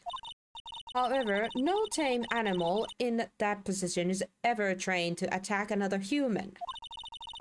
They wouldn't understand the command. Moreover, Miss Regina could never do something like that. It's just not in her. That is true, but they did do be pulling some pranks. And that little innocent girl does not know what consequences are. Because you're kind of dumb. So then what happened to Agro's brother? He's not the victim of an attempted murder. He's a victim of an accident. I see. Now what do we do? No one seems to be going along with your theory. You think what happened to Bat was actually an accident? Nope. The lion biting Bat was no accident at all. He was raised in a la la land. Yep. What? You're such an amateur, Mr. Phoenix, right? There is no way that Regina would never incite her lion to attack another human being. She may not have intended...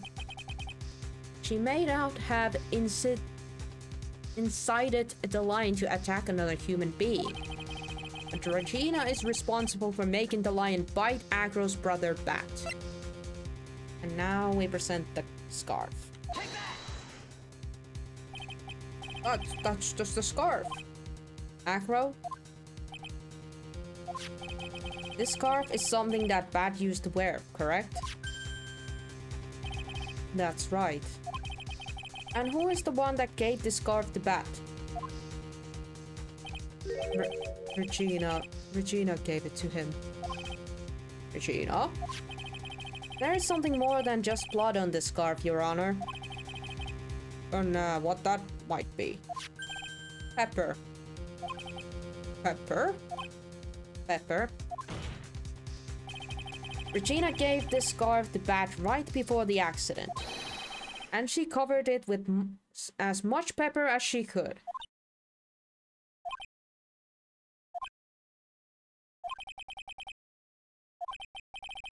Why is the bird back knocking my head? Hey, what's up with the silent treatment? Excuse me, Mr. Wright. You've done a good job of, Ew! Sorry. Stupid two-minded head. You've done a good job of fingering a criminal. But out of curiosity, what was her crime? Mr. Berry gave a pepper-covered scarf to a bat as a present. Where's the crime in that? It still seems like the judge just doesn't get it. Oh, but when Karma is sweating up a lake there, she figured it out.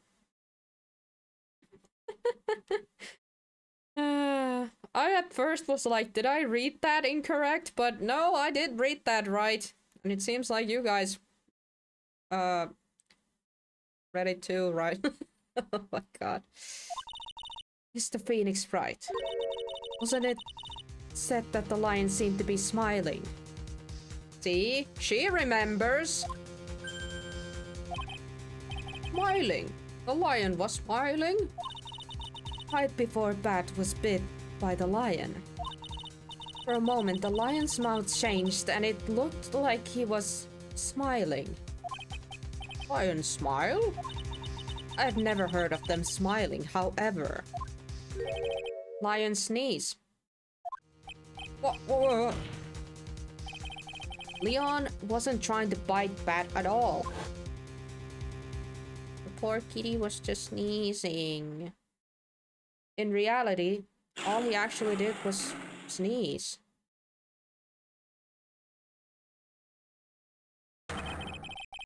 He sneezed because of all the pepper on the scarf. What? You fool!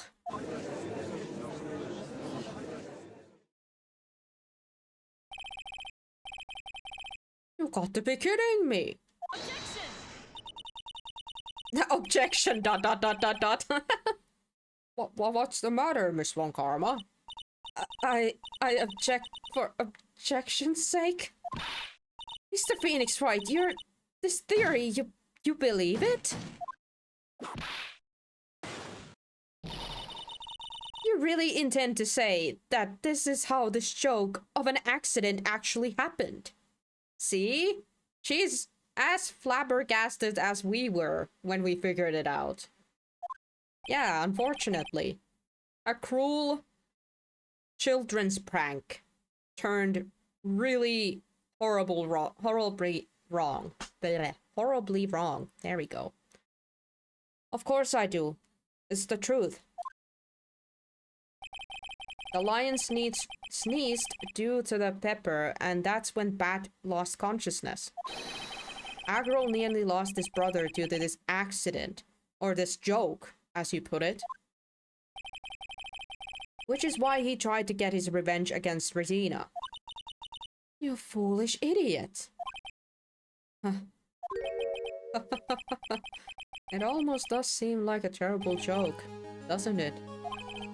Once again, I'm impressed by your imagination, Mr. Wright.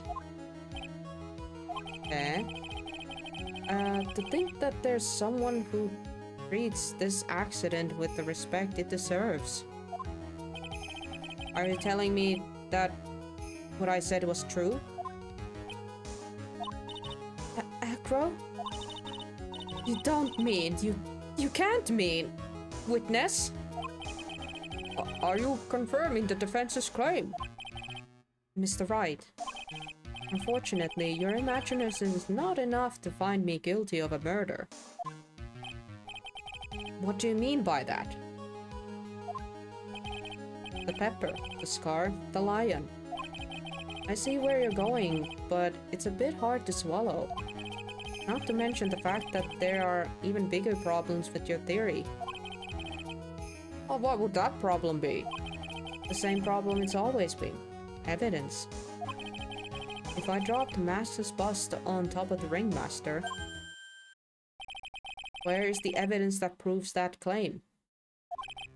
Ow. Gosh darn, the bird is back. Ow.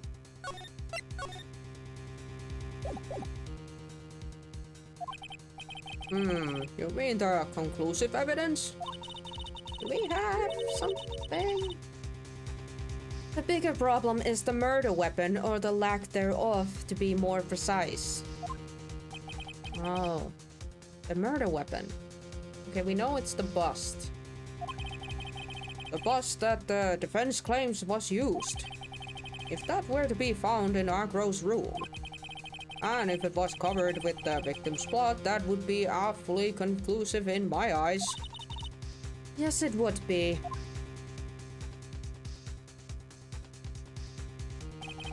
The bust. Nick, you gotta do something. This is the last step. If I get this one right, the case is won. See how things work out. First, request to search Agro's room.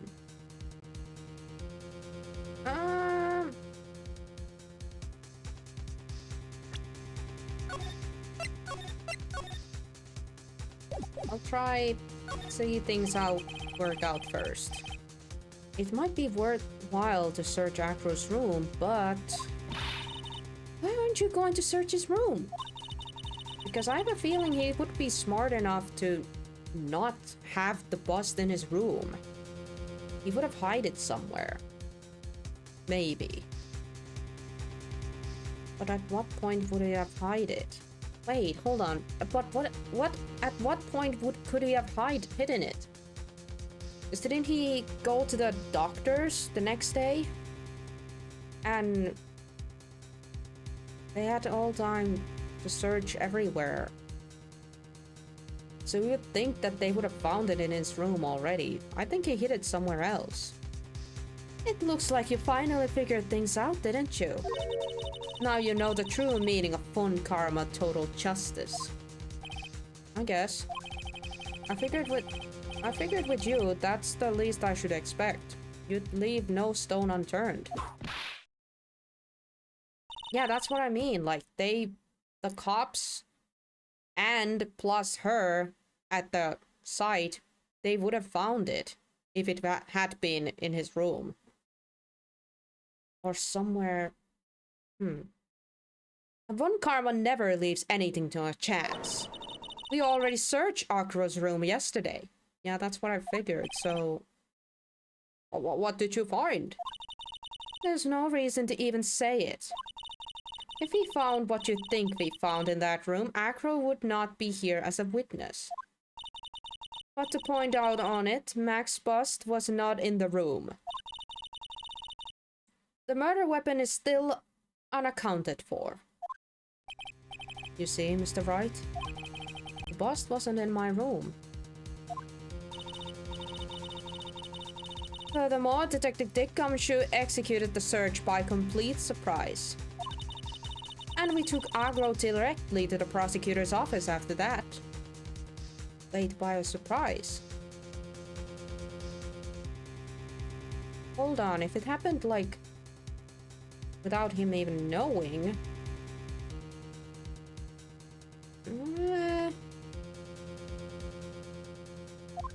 I need more. End of story. Just wait a second, something's funny about all this. It looks like you lack the final nail to put into my coffin. But what about the scarf? What about the note? What about them, Mr. Wright? No offense, but the only evidence that is relevant here is that which pertains to the death of the ringmaster. You should know that by now. Ah! Do something, Nick. Don't let his case slip away. The bust, where is it now? Where's the bust right now?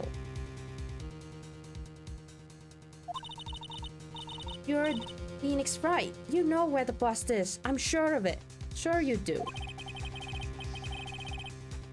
There's not even a single clue. How am I supposed to know where the bust is? Hold on.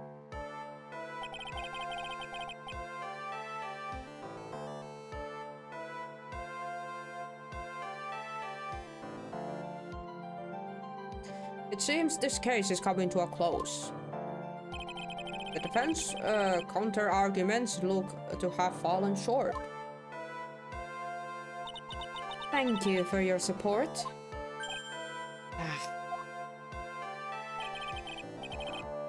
I'm terribly sorry, Mr. Wright. I think that brings to an end to our cross-examination with this witness. Hold on.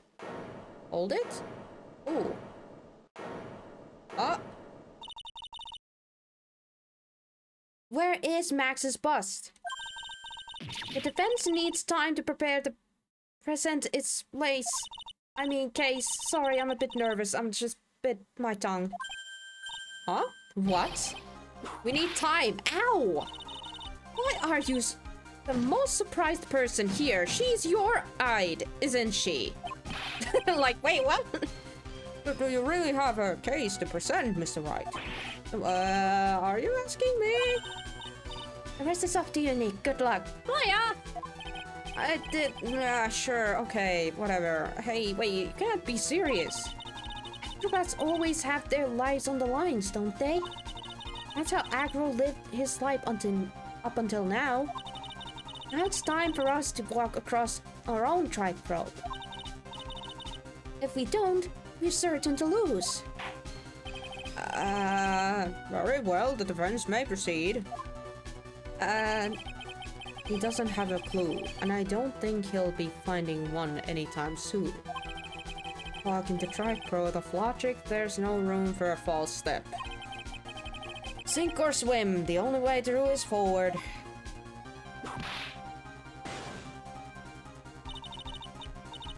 The murder weapon. Where is Max's bust now? Somewhere in the lodging house, somewhere in the pickup, somewhere in this courtroom! Ah! My brain! Oh my god, could it... The last one is so crazy that it has to be it. It's... The bust is on Agro's freaking wheelchair. Because I'm like... The other two are like... Where you would logically think. But the last one is like... Why would it be in a court... It's on him! The freaking murder weapon is on him! I gotcha, bitch! And by bitch, I don't mean One Karma, I mean Acro. It's obvious, the bust is inside this very courtroom. It's obviously where? Allow me to pinpoint the location of the bust once and for all. Let the witnesses stand. Acro? I'm sorry to ask this, but do you mind if I take the blanket off your wheelchair?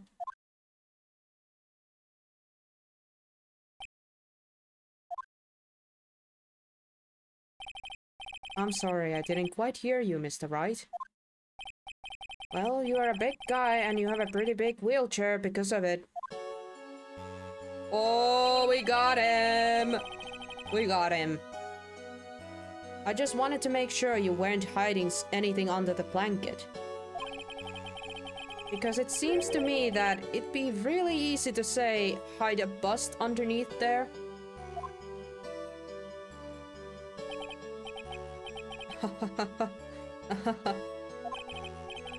Once again, your penchant for humor hits me where it hurts, Mr. Wright.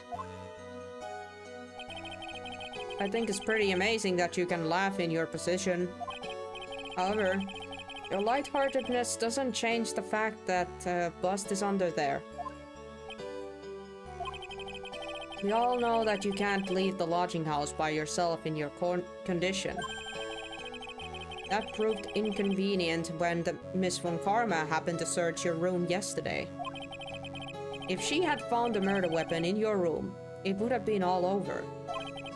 Which is why you had to hide it, in the only place that you could hide it. Under your wheelchair.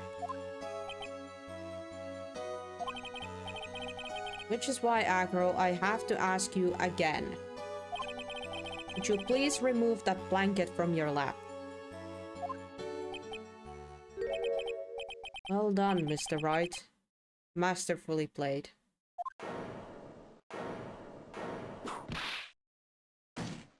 Oi, she's not happy. You fool! How could you? Well, I think she's more pissed off that she didn't figure it out herself. I feel like she's more pissed off at that. You've got me at being backed by a real pro. Actually, two of them. Two of them? Miss Franziska von Karma and Mr. Phoenix Wright. What? There's just one thing I'd like to know. How did you know to launch a surprise search on my room last night? There were two pieces of decisive evidence, the cloak and the bust. I burned the cloak in my room and threw the ashes away with the trash.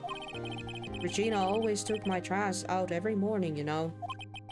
But the bust, obviously I couldn't throw that away. When you executed your search, all I could do was try and hide the bust. And the only place I could hide it quickly was under the wheelchair. Miss Von Karma, you had things all figured out, didn't you? I was completely sucked in by your calculated strategy. And now to be caught in the middle of the court hiding the Werner weapon?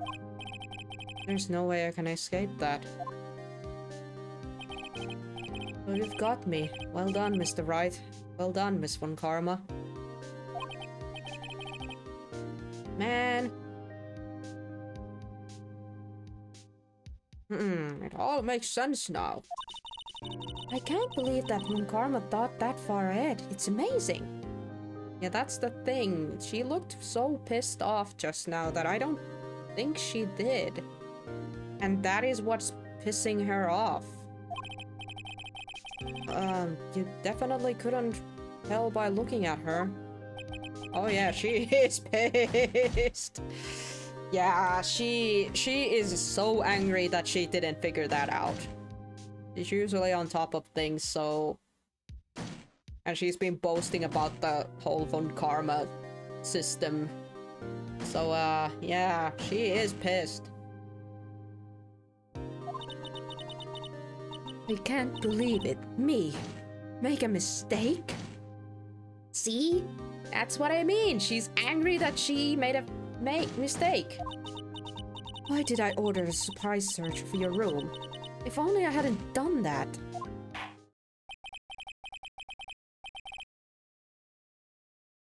It seems we have finally arrived at the truth. Acro? Yes, Your Honor. Did you kill the ringmaster of the Berry Big Circus, Mr. Russell Berry? Yes, Your Honor. I'm responsible for that crime. Acro.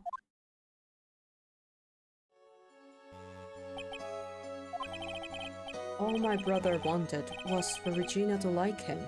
That's why he'd tease her. One day my brother sprinkled some pepper on Regina. She started sneezing so hard, you couldn't help yourself from laughing. That's why Regina thought it'd be funny to get him back, same way. And that's why she covered the scarf with the pepper?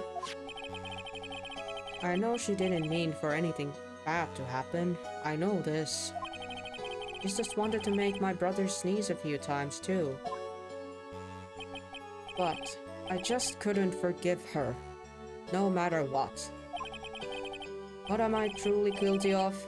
I'm guilty of never ever being able to understand her. Your brother became a star. Regina believes in that so purely. That she would laugh innocently when saying it. Too innocently. I just couldn't stand it, no matter how hard I tried. That's when you decided to do something about Regina. How dreadful. So are you saying that you are a victim in all of this as well? No, that's not what I mean.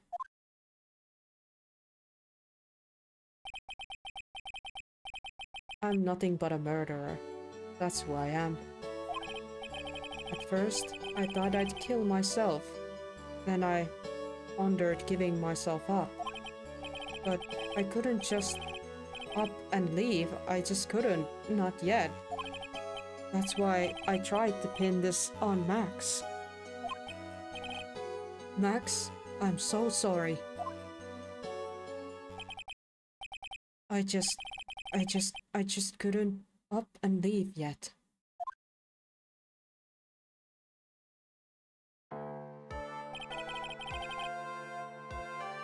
Hey, but for once the murderer wasn't actually a bad person, you know what I mean? I mean, murder is bad, but he wasn't like a rotten person. Like, we've had some pretty bad folks up in this stand. Guys and ladies who have actually absolutely deserved what was coming to them, but I think Acro's like the first one that kinda didn't deserve this. But murder's a murder. In the prison you go. But hey, in the prison he most likely gets to rehabilitate his legs. And someday get out. This has been such a strange case.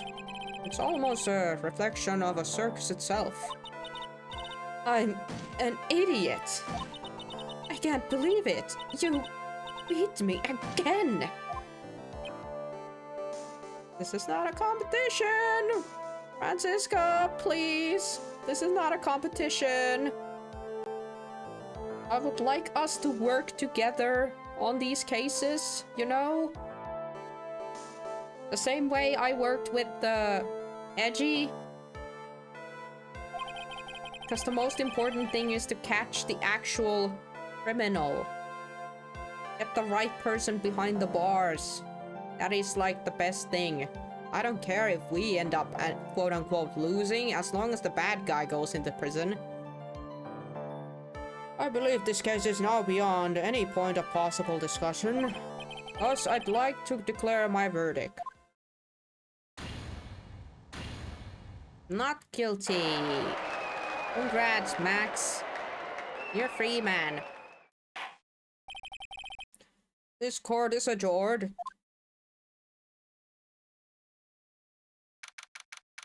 December 30th, 4:27 p.m. District Court, Defendant Lobby number 5. Fabulous! But to be honest, I can't really be too happy about this. Acro, the Ringmaster, Regina, and Bad? Not a single one of them has a bad person inside, huh? That's a good question, and one I don't know the answer to. Many congrats, but only a max a million of them. Thank you. What's with the vibes in this room? You're just thinking about Acro. Oh, no. If you worry about people too much, then you'll be like this forever and never be happy. Huh? Oh, there we go. There we go. He's finally letting it out. He's been like this for a while now. Up. Yep. There it is. I am gonna spare your guys' ears for this one. Sweetie pie. That Acro, they're never coming back. Now everyone's gonna split up. Regina, Mr. Wright, tell me something. What do you want to know, Regina? Acro said something right at the end. I just couldn't up and leave yet. Does that mean that Acro... Is he gonna try and get his revenge on me? I don't think so. He's not gonna do that to you, Regina. Are you sure? You're really sure? I can't believe that. Yep, Acro doesn't have any desire to revenge anymore. Is that true? Then I want to see some evidence.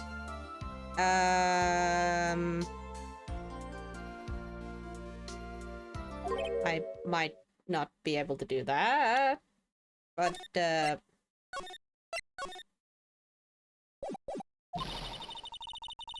wanna know you're just making up that stuff about Agro not wanting a revenge.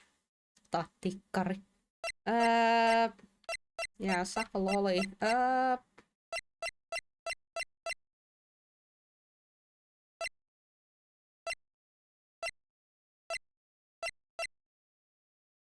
Guys, a little help? How do we prove that Agro doesn't want revenge anymore?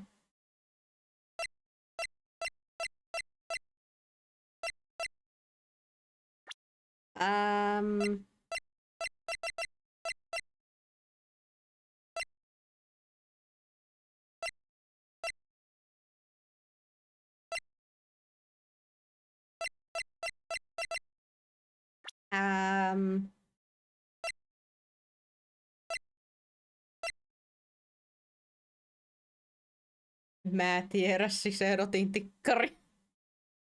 Lost her dad too, yeah.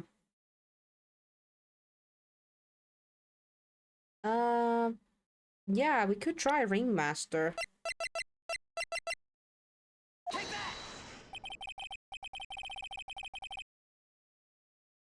And what about this? Now do you understand there's no need to worry? Nope.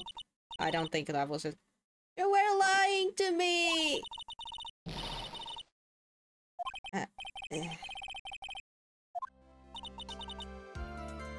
Made a mistake there. Okay,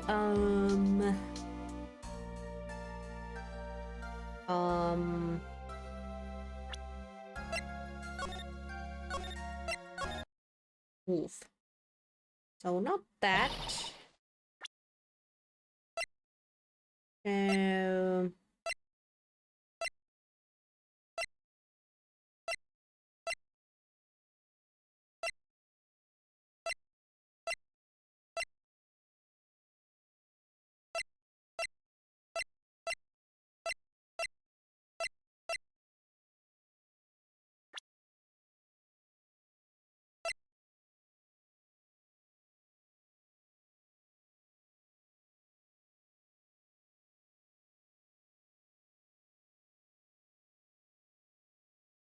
Honestly, it just could be that I don't have any evidence.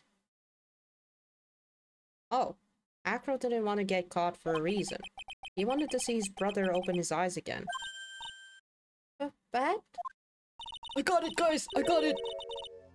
That's right, Regina. He's still alive, you know. I never knew. But now that Acro's been caught... Uh-huh. I know. What? I'll do it. I'll stay next to Bat as long as it takes. Until he opens his eyes, and then until he can meet Acro again. That's so sweet of you, Regina. I'm sorry, Acro. I'm sorry, Bat. Well, hopefully this is enough to give her a little peace of mind. I mean, that's at the least she can do. Hey, Max? What is it, Mo? We really put you through a lot, didn't we, buddy? I'm sorry about what happened. So, whenever you'd like to leave us, I'll pay you fee and rip up the contract. I understand. What a fabulous thing to do for me. I might even leave tomorrow. What's going to happen to the circus now? That's the big question. Our ringmaster was really an amazing person, wasn't he? Even though he's not here anymore, everyone is sticking together. The staff, the performers, no one wants to leave the circus. That's why I made a decision. What is it? I've decided I will take over the new ringmaster. I'll turn this circus into the best circus this world has ever seen. The best circus the world has ever seen. Don't laugh. That's quite the goal. Hey, I can't wait. Then I guess that changes the things. Huh? There's only one thing the best circus the world has ever seen needs. The world's best illusions. Which means this circus needs the best magician the world has ever seen. Max. Let's work together and make our circus super fabulous. What do you say, big guy? I don't know what to say. All I can say is thank you. Regina, are you gonna help them out too, aren't you? I don't know. Maybe the circus would be better off without me. What are you talking about, Regina? Why do you think that I brought you to the court today? I've got to work together to make the very big circus bigger than it's ever been. Mo? Mo's right, sweetie pie. I can't be the very big circus without Regina Berry. Max? Nick? It seems like everything is going to turn out all right here. I can't wait to see the best circus the world has ever seen. We'll save you the most fabulous seats. It'll take us a while to get ready, but I'm going to order special whooper cushion seats.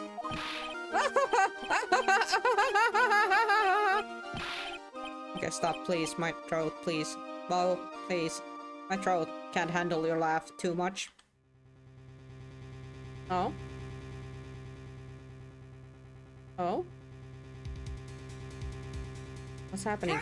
Is there why is the text going? Hello, fish! Welcome to the stream! Happy lurking and thanks for the hydration.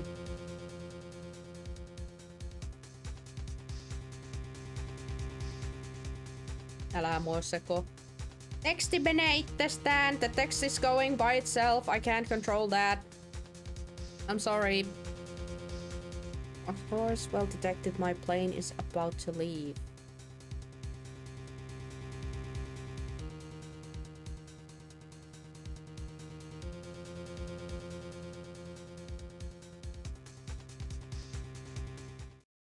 Oh, Edgy?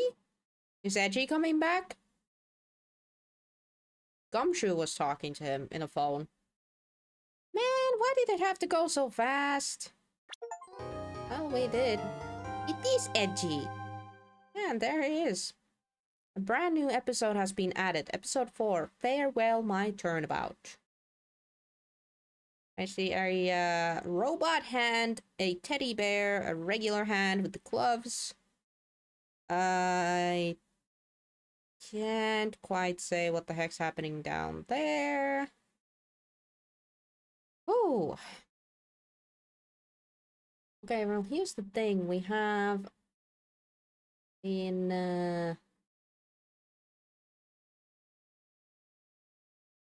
well, let's get this case to a start at the very least. But we'll see where we stop. Okay? But we'll start.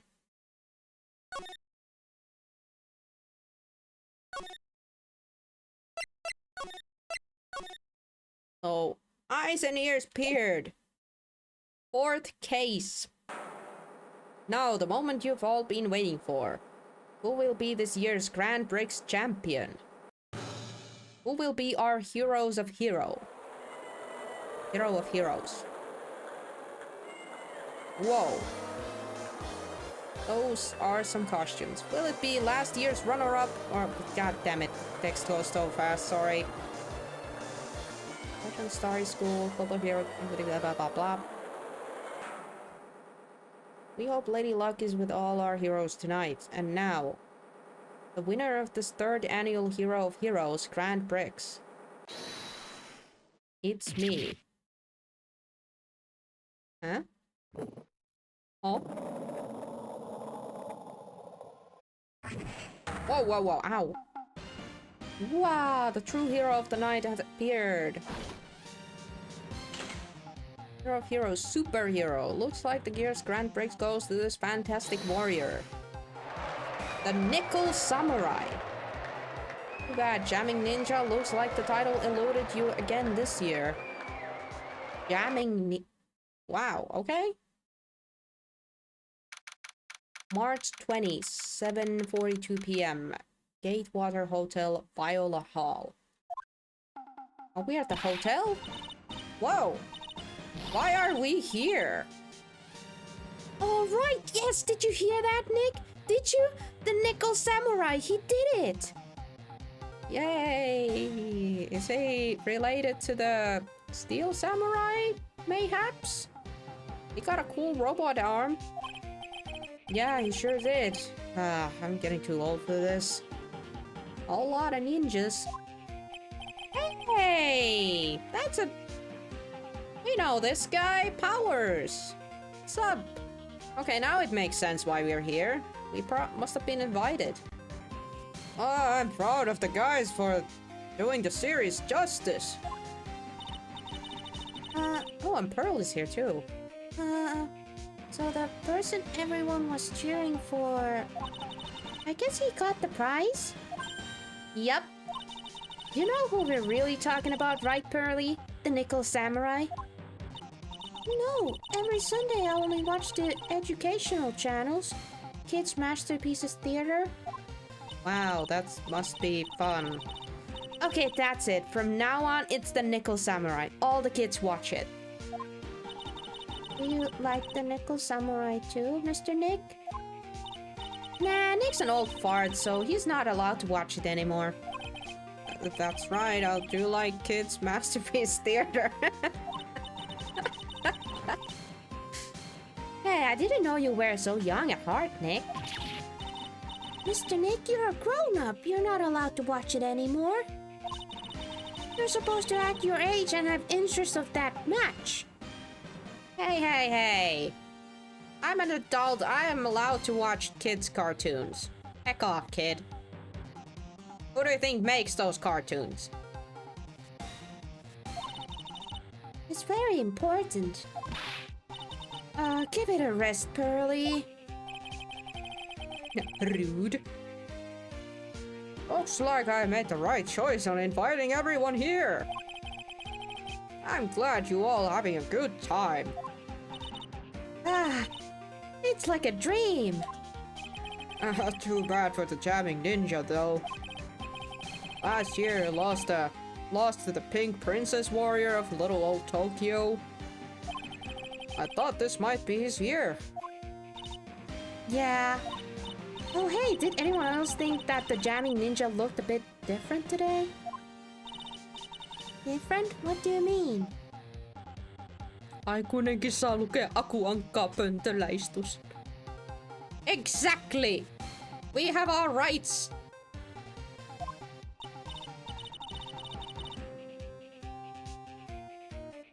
My hacking head, the pain won't go away. Aww. Take some medicine, if you have any. Well, he wasn't carrying his bright red guitar. Wait, the ninja was supposed to carry a guitar? Hey, you're right. Strange he'd walk around without the signature guitar. I'll never understand these people and their shows. I have taken. Okay. It's just kind of effect.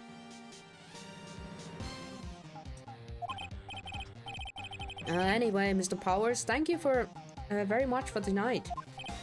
It was nothing. I owe you one, so it's just my way of saying thanks. Yeah, I see the food behind us looks really delicious. I would like to have some snackies from there. I had to Google how much paracetamol one can take in a day. Yikes. There's a post-ceremony stage show that's supposed to start real soon. And then I heard there's going to be a press conference after that. Press conference? Is he going to make a speech about winning this year's prize? Well, not exactly. Something about the Nickel Samurai confessing something. Huh? Confessing? Confessing? Sounds pretty serious. Ah, Nick, come on! You don't want us to be the last ones there, don't you? Yeah, Mr. Nick, do you? Why me? The show doesn't even start for another 20 minutes. Oh, we're just kind of chilling here, I guess. Thank you very much for inviting us today. It was nothing, really. Guys like us don't get to come to a place like this often, so I thought I'd invite you all. Hey, Mr. Powers, what have you been up to lately? Well, since the Pink Princess successfully wrapped up last month, I've been on the kids' excessive soch, while wearing a rabbit's mask over my face. Oh, I see. I'm still really sorry about all the headache I caused you that Mr. Wright. Well, that's done. What's done, it's done. So let's forget about it. This is Will Powers. He's an actor star. His popularity exploded when he was the Steel Samurai. And it was the first case Maya worked on with me. It's too bad you look scary or people know you're a real softie who's good with kids. Thanks. What's the deal with the Nickel Samurai? I can't believe they're going to make a movie based on the Nickel Samurai. I can't believe it either, but for a different reason. The Steel Samurai, an epic story of one hero in the desperate fight against his arch nemesis, the evil magistrate, in the city of the neo-old Tokyo. And last year they started a new series, the Nickel Samurai. The new series seems to be a hit with the kids too. I'm really attached to the Steel Samurai as a show. I was hoping that maybe I'd get the chance to do something in the new one. Yeah, it's too bad. It'd have been awesome to see you in the new actor, Matt Edgard. He's super popular right now. Mr. Ungard? Looks like Pearl doesn't know who he is. This year it's going to be the Nickel Samurai versus the Jamming Ninja at the box office. Jamming Ninja? Who's that again? So, who is this Jamming Ninja again? He's a hero, duh. His symbol is the bright red guitar he's always carrying. A ninja who's always carrying around a bright red guitar. How does that even work? Oh my god. With a scarf around his neck and a guitar in his hand, he rises to stardom in the ancient times. A ninja who becomes a star? Yeah, a ninja who becomes a star. Right. There's a strong rivalry between the two of them.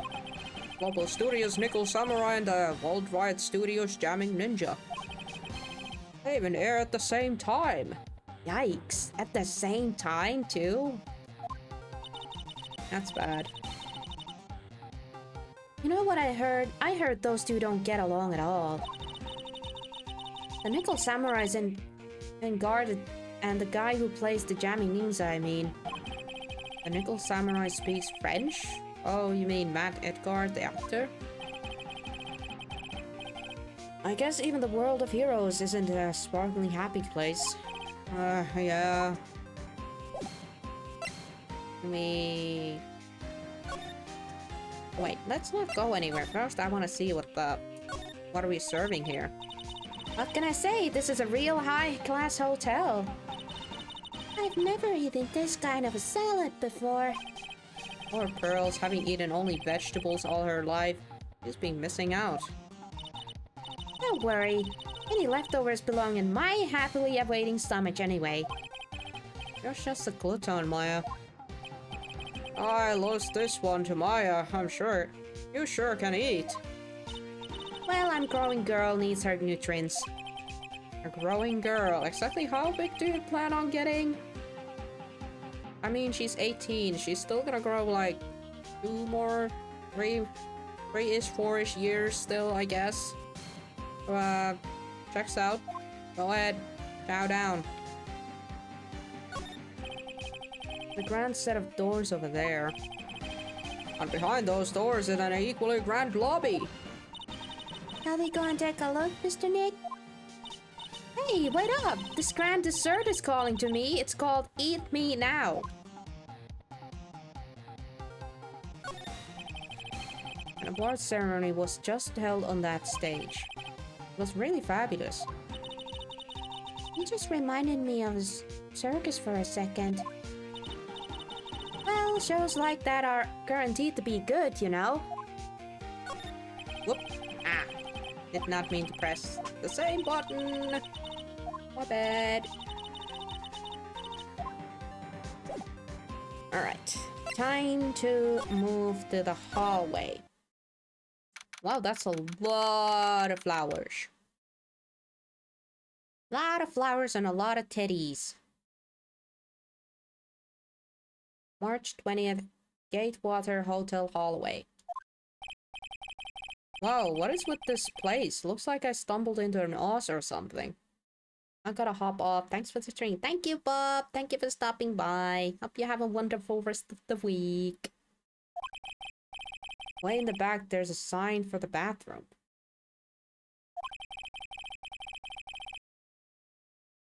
Maybe I should visit it while I can before the show starts.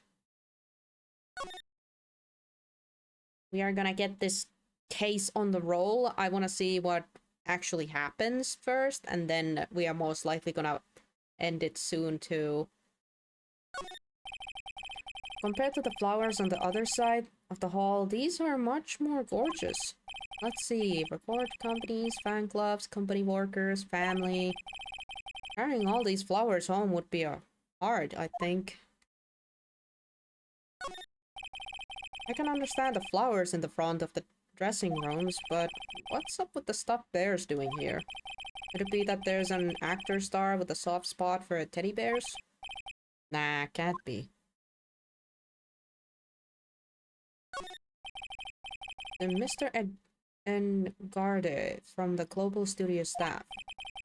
And it's nice if the lawyers got flowers too sometimes, like, and Mr. Wright from all your grateful clients.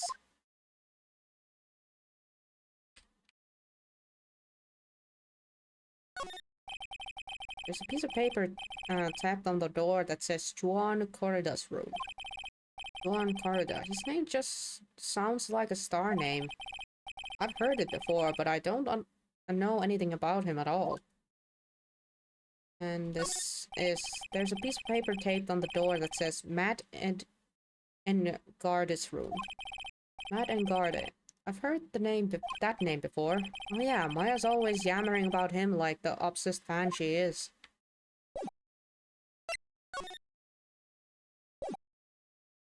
I have to examine the bathroom.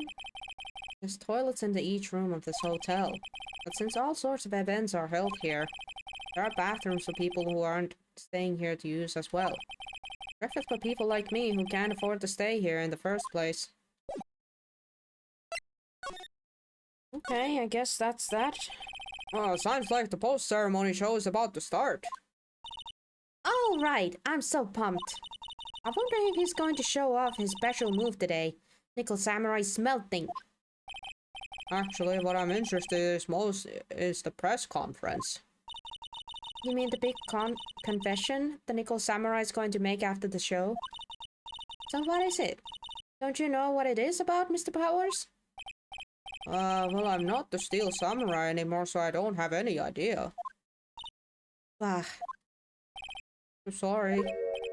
Oh, so I guess you are all going to the press conference then? Yeah, of course. If that's the case, then here, take this tickets so you can get in. Oh, press conference tickets. Seems like the Nickel Samurai is to confess something after the post-ceremony stage show. Oh, thank you very much. Well, let's get going to the lobby. It looks like it's over this way, Mr. Nick. Okay, for great justice. The hotel lobby. Wow. March 20. Gatewater Hotel lobby. Only a real gaudy hotel could have such a large gaudy lobby to march. I think they're going to have the post-ceremony show over there. They're using a compact stage, I see. Oh, I'm all ready to use my special samurai power. It looks like she's ready to start a fight. Renotus. Your attention, please! Your attention, please! The Nickel Samurai's post-ceremony stage show will not be held tonight due to unforeseen circumstances. Oh? What? Why? Ow! You didn't have to pinch me. Pinch yourself if you don't believe it. We are asking for everyone's cooperation at this time. So please stay where you are. This is a special request from the police. Uh-oh. Police? Did they just say police? The popos? Do you want me to go check out what's going on? Wait, I'll come with you. Freeze! By who? You two, did you hear the announcements just now? It's just finished telling you not to move. That voice, I've heard that voice somewhere before. Oh? Someone we know? Ah! Honestly, youth these days can't be bothered to listen to other people when they talk. Huh? Just the other day, it was the same.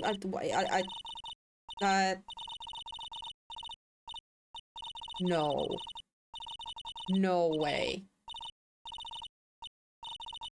That old lady? Wait, hold on. Is that the old lady? Shoot, what was her name? Old something something. This non-stop shatter. It can't be Miss Old Bag. Oh my god, seriously, Old Bag? It can't be Miss Oldbag? Oh my god, it is her. What is it? You're young whippersnappers. Do I know you? Wait, you're Powers, aren't you? Yeah, about what happened back then. You didn't even get to nominate this year, did you? Oh, that's right. You're doing that children's exercise program trying to play nice. Yeah, that's me. Thankfully, I still have a job. I love that show, and you're a hoot. You're the big brother of Salt. Yes, even with a face covered in a mask and a fourth fort.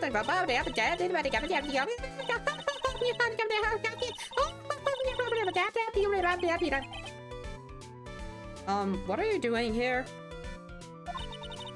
Look at my uniform and tell me you can't tell I'm a member of security.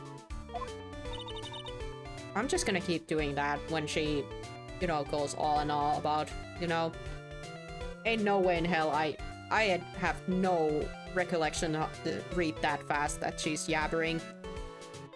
But that outfit. Annoying noisy brats get the plaster. Oh no, guys, she's shooting us. I've been hit. Okay.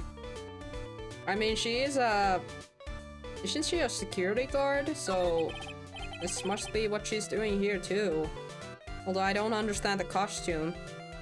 Miss Oldback, what are you doing here? What happened to your position at the Global Studios? Oh, that old place. Well, since that incident, they've been letting people go. When they caught the security team, I got the pink slip. What incident? What did you do? I didn't do anything, do younging. Don't you remember the incident a year ago? When this lady got on witness stand and testified? Yeah. And you! Weren't you the one who was bullying me? This fragile girl at heart? Wouldn't say fragile. That is not the word I would describe this lady. I plead the fifth. But you know, I think maybe I rubbed the upper management the wrong way by testifying. Yes, that has to be it. Everything is all your fault. Me? I thought about being a bodyguard at first after being handed all pinky. You, a bodyguard? For your friend, the fiery, good-looking guy with the red jacket and ruffles. My god, that is a face she is making. Edgy, run! Edgy, maybe you shouldn't come back yet. Run! Mr. Edgeworth? But...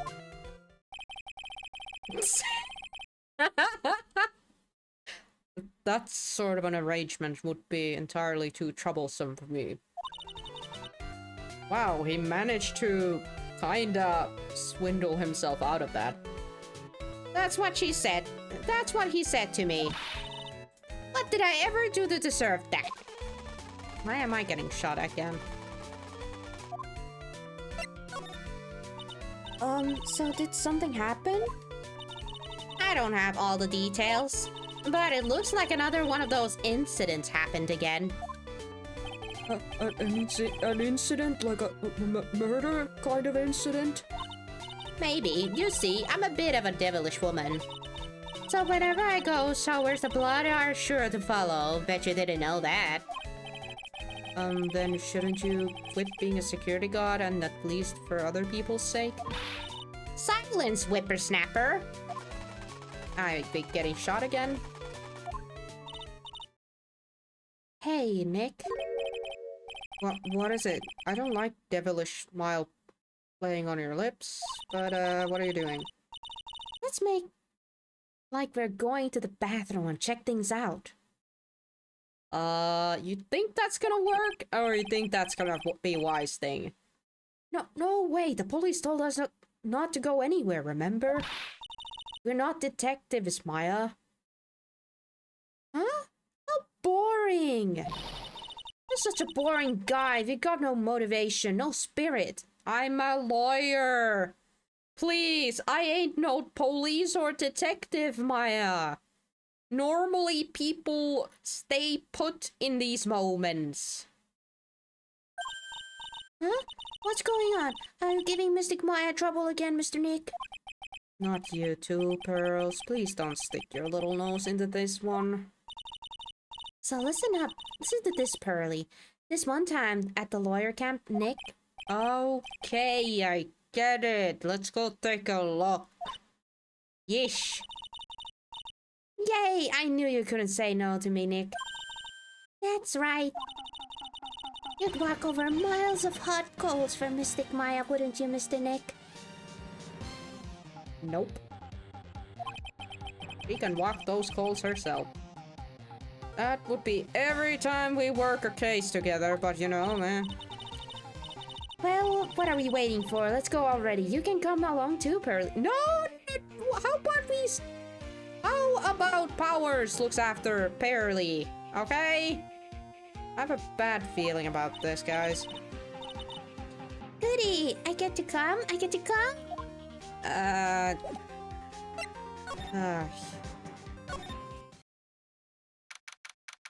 March 20, Gatewater Hotel Viola Hall. There's nothing really out of the ordinary here.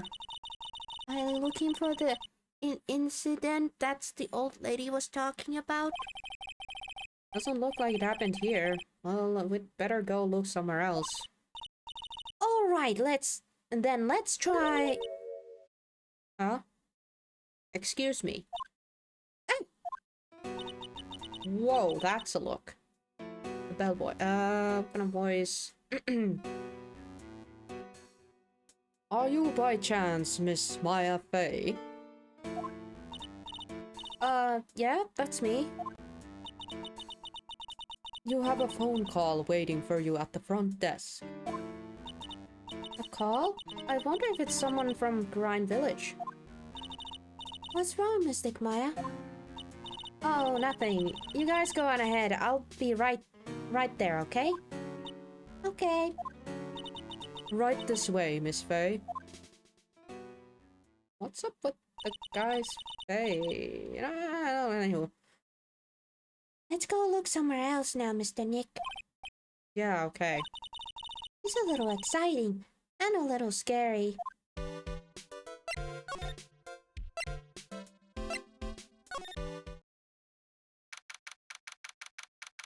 Same day, same place, but hallway. I told you. I get people the info they want, which means that I've got a right to know. No, don't care who you are, pal.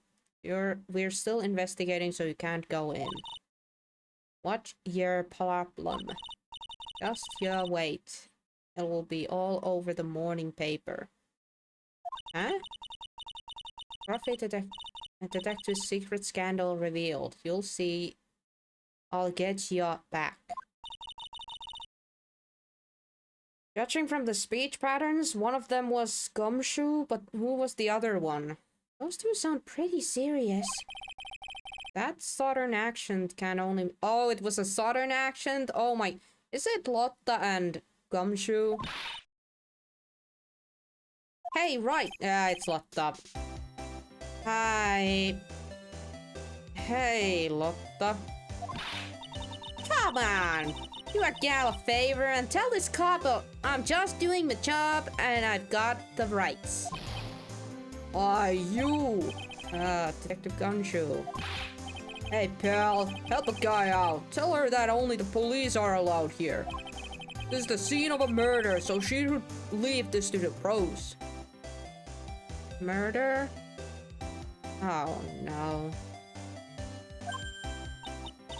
A murder? Ah, shoot me in my big mouth.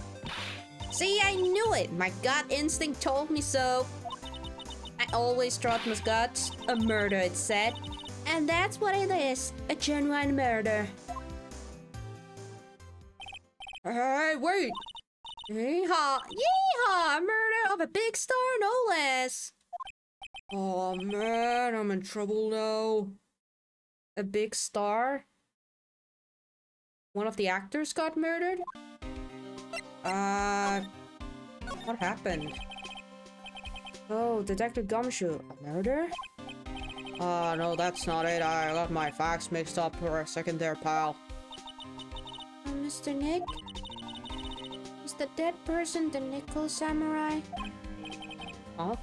Why do you ask? Well, Mystic Maya was rooting for him, so... It wasn't the Nickel Samurai that got bumped. Actually, the Nickel Samurai is the one under suspicion of doing the pumping off. What? The guy that died was this hero named Jamming Ninja Pal. Oh. Oh. That kinda doesn't make sense. You would have think that it's the other way around. This wasn't the Nickel Samurai the more popular one and the Jamming Ninja the less popular one? The Jamming Ninja. That woman with the big puffy hair that looked like cotton candy. You mean Lotta? That woman, she was there that time too, right? That time? When Mystic Maya did that channeling? Oh, that time. Well, Lotta is a journalist, so that's why she was there. Journalist? It looks like she was hanging around here before the murder happened. Hanging around? Haluan persikka-turnipon akku. That's a very specific drink that you're wanting right now, Keys. What came up with that? Why the desire for a specific bonagua? Yeah, hiding in a way in the front of the Jamming Ninja store, pal. But why would she... It wouldn't tell me, pal. Just said something about getting a big scoop. Scoop? What sort of news could she be after? Ah, it's your addiction and you like it right now. Okay. So the victim was the Jamming Ninja. It's the Jamming Ninja? He was on a real popular rival TV show to the Nickel Samurai. Oh, The victim was the action star Juan Corrida.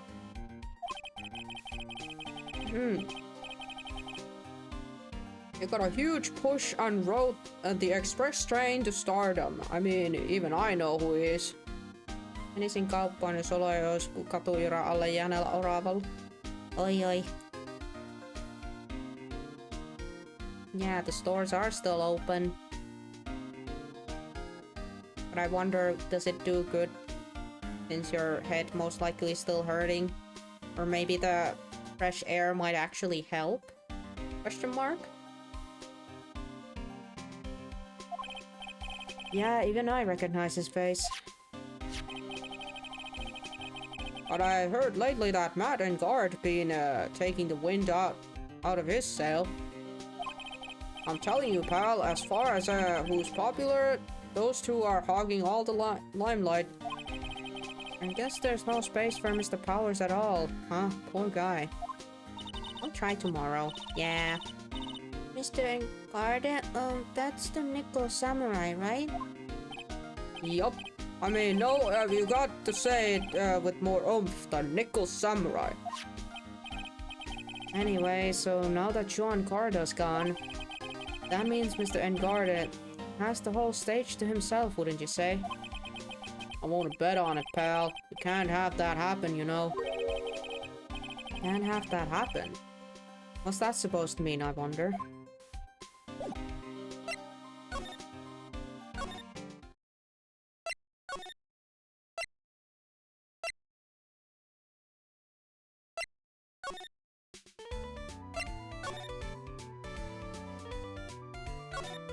Huh. I'm supposed to present here something?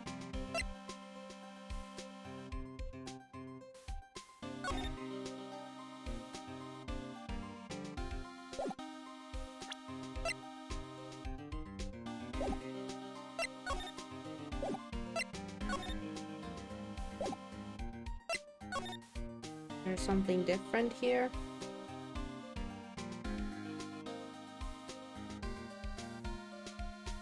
Really? 2%?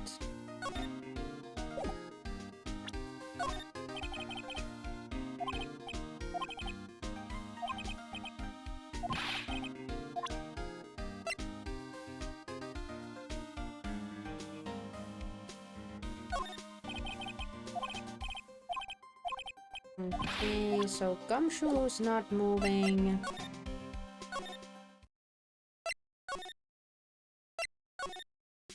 So, can we...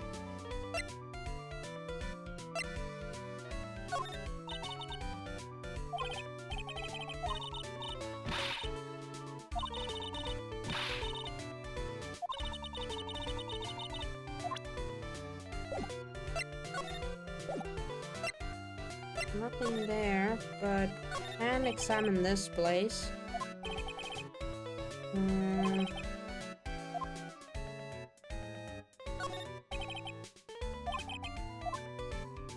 Just quickly gonna check everything in here.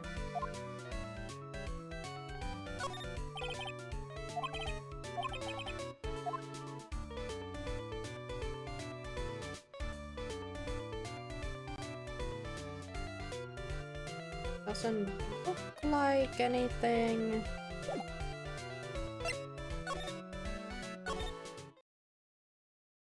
Nothing different in here.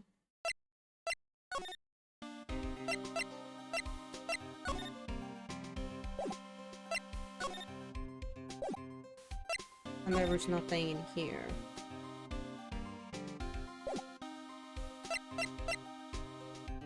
Oh yeah, but I guess we can present the... So now we've gotten the pictures of them. Wow. Both at the same age? Matt Engard, age 21, a popular young actor who plays the Nickel Samurais, rivals with Jamming Ninja. The victim, the young star who played the Jamming Ninja, was on bad terms with Engard. These are all familiar characters. Returning characters. I'm not a real fan of action shows or anything, but I know who John Corda and Matt Engard are. Can't talk about one without talking about the other, I guess. They're even debuted around the same time. So they are this real fiery rivalry with each other. Kinda like you and me, pal. Not really. I never knew he thought of me as a rival. Nickel Samurai, you really took the Grand Bricks tonight. I was a big fan of his. Really? Oh, I'm sorry then. Why are you sorry? Matt Engard was just arrested, pal. On suspicions of murdering John Corrida. What? Okay. Why was Mr. Engard arrested? Sorry, pal, but that's not something I can tell you. I just started the investigation, so we don't want any leaks. Looks like yet another Steel Samurai hero is hot waters. Mr. Nick, if Mystic Maya knew about this...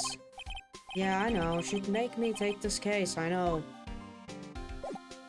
I feel like now we get to go. I wonder if Maya's back from the phone call. Right. Auto lobby.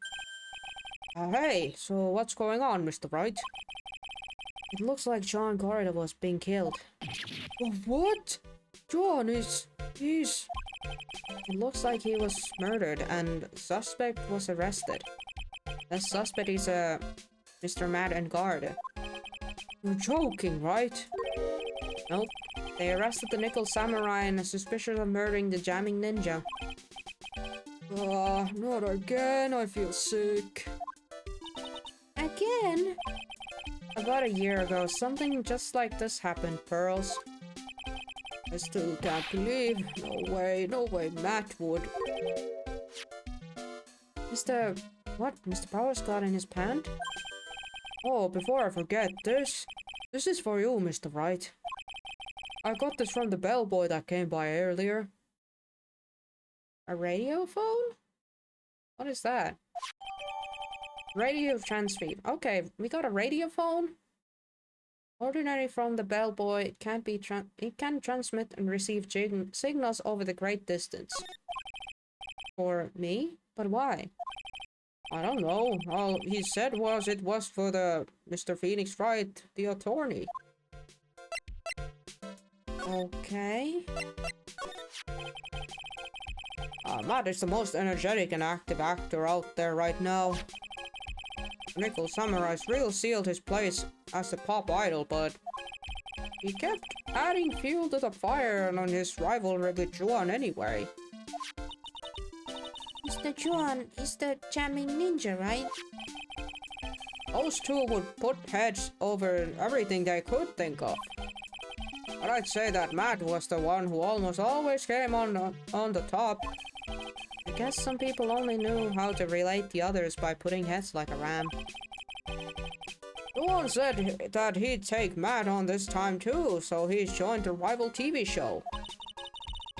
And that was the jamming ninja. The stylish Nickel Samurai and the burning jamming ninja. Oh, things turned messy real fast with those two using their shows for their war. And the final tally, look around, it's pretty obvious how things ended up. Matt even won the Grand Prix this year. The final win over his rival, I guess. Mr. Engarde was going to hold a press conference, wasn't he? That's what I heard. But if you wanted to get technical about it, it was the Nickel Samurai's conference. Nickel Samurais? Yeah, he was supposed to wear his costume and give the press conference that way. He was going to be in costume? But why? I'm not sure. They don't keep me in the loop anymore. And I was just wondering, where's Mystic Maya? He's been gone a long time. Now that she mentioned it, Maya was only going to answer the phone call. Maybe she got lost? I'll take a quick look around for her. Okay, Pearl. Huh? That's not our phone. Ah! Well, what is it, Mr. Nick? I think it's the radio transmitter thing? Or Power's phone? I don't know. I'm not sure. Oh, it is that thing. It's coming from this transceiver. Yes, hello? Right here?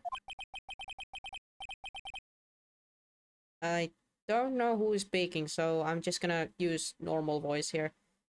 Is this Mr. Phoenix Wright, the attorney? And you are? You don't need to know who I am. I think you have other things to be concerning yourself with, such as... Huh? Help! Nick! Mystic Maya? Maya? So, Mr. Wright, would you agree that the more important issue is the fate of the girl? Hold on, hey. Hold on a bit.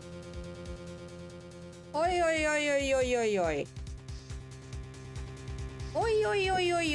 Hoi, hey.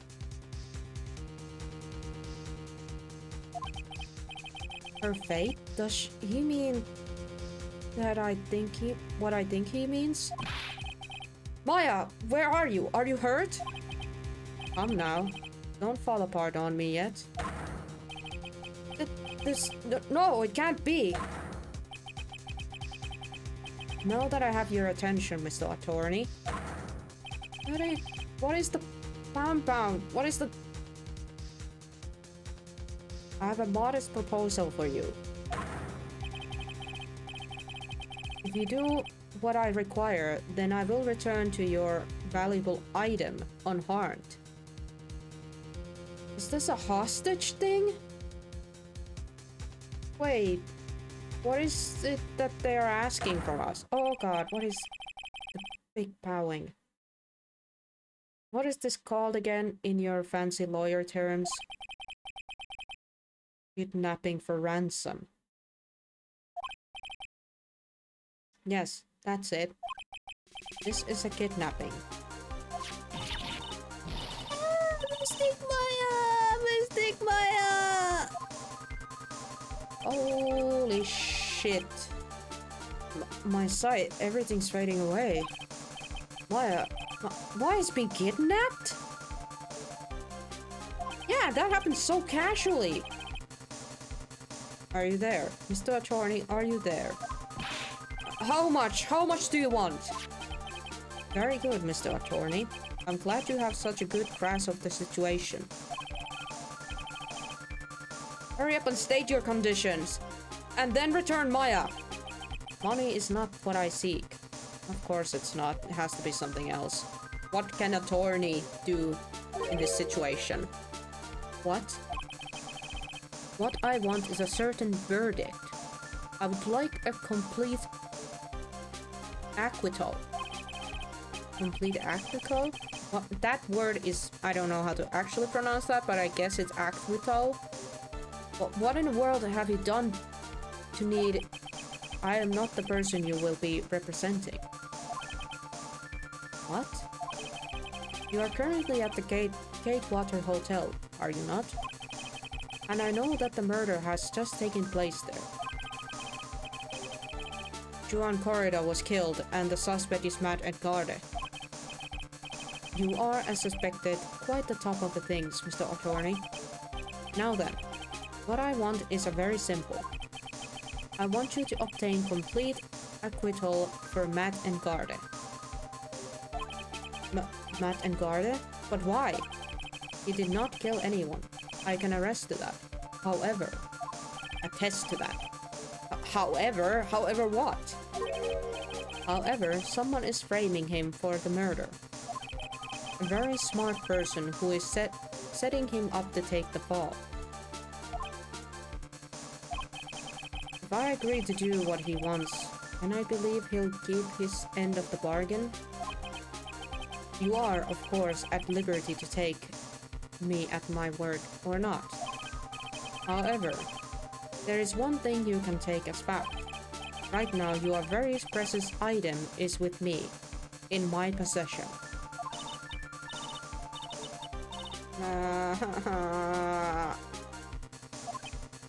Maya! You have 2 days. 2 fucking days? Oh, okay. Of course, tonight, he will be in your questioning with the police. But the trial is in 2 days.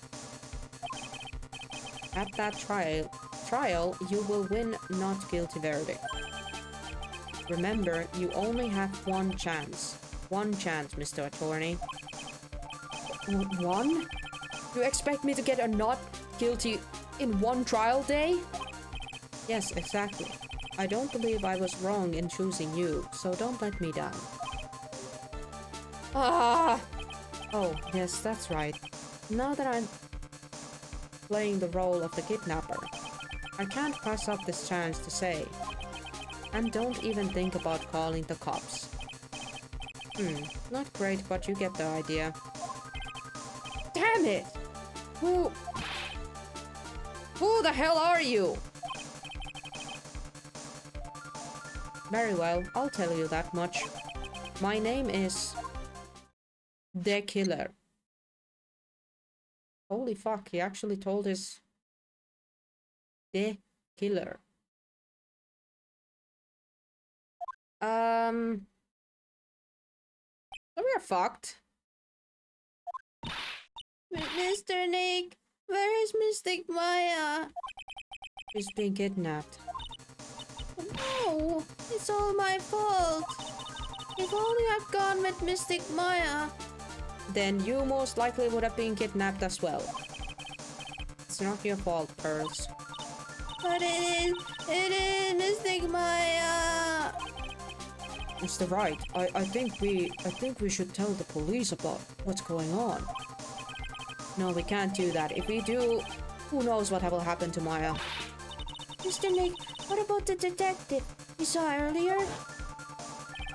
Detective Gumshoe? Yes, that's it. Wait, here, I'll be right back.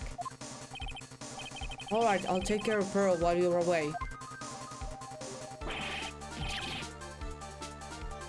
What? Ransom? Shh, not so loud.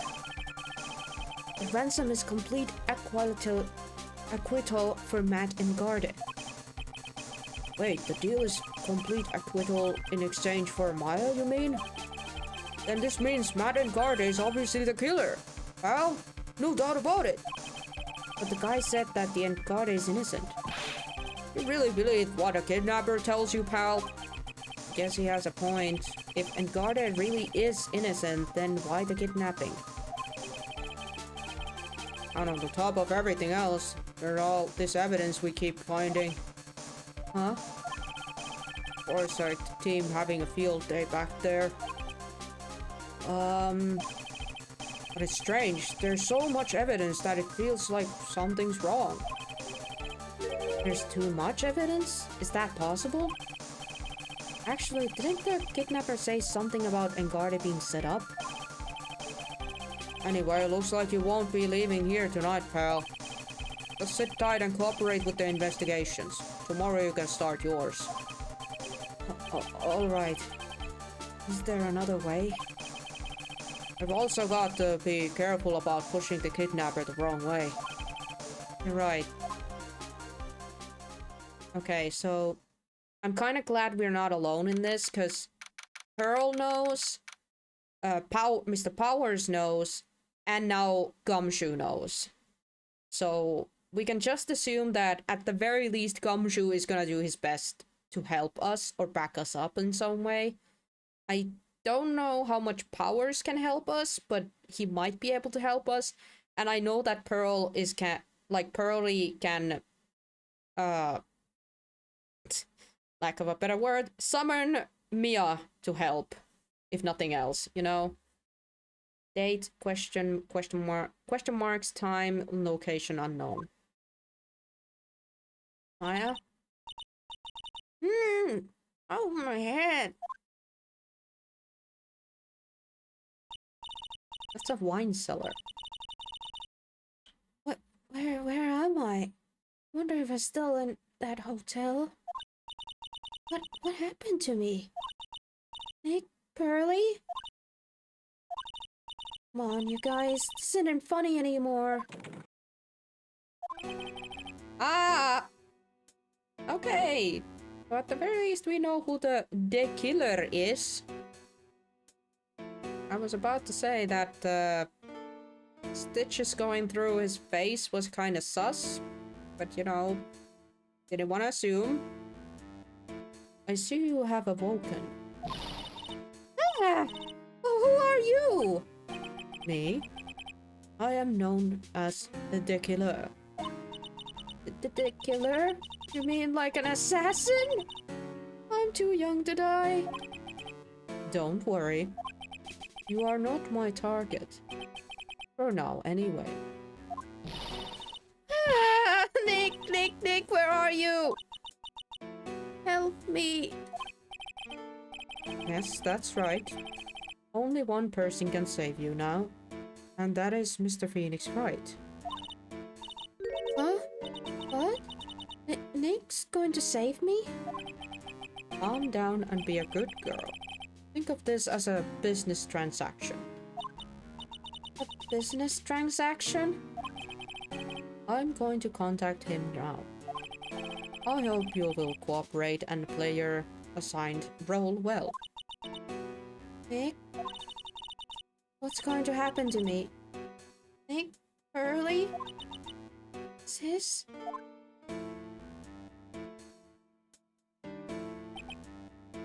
Jesus. Is this Mr. Phoenix Wright, the attorney? You don't need to know who I am. I think you have other things to be concerning yourself with, such as... And then there goes the conversation that we heard.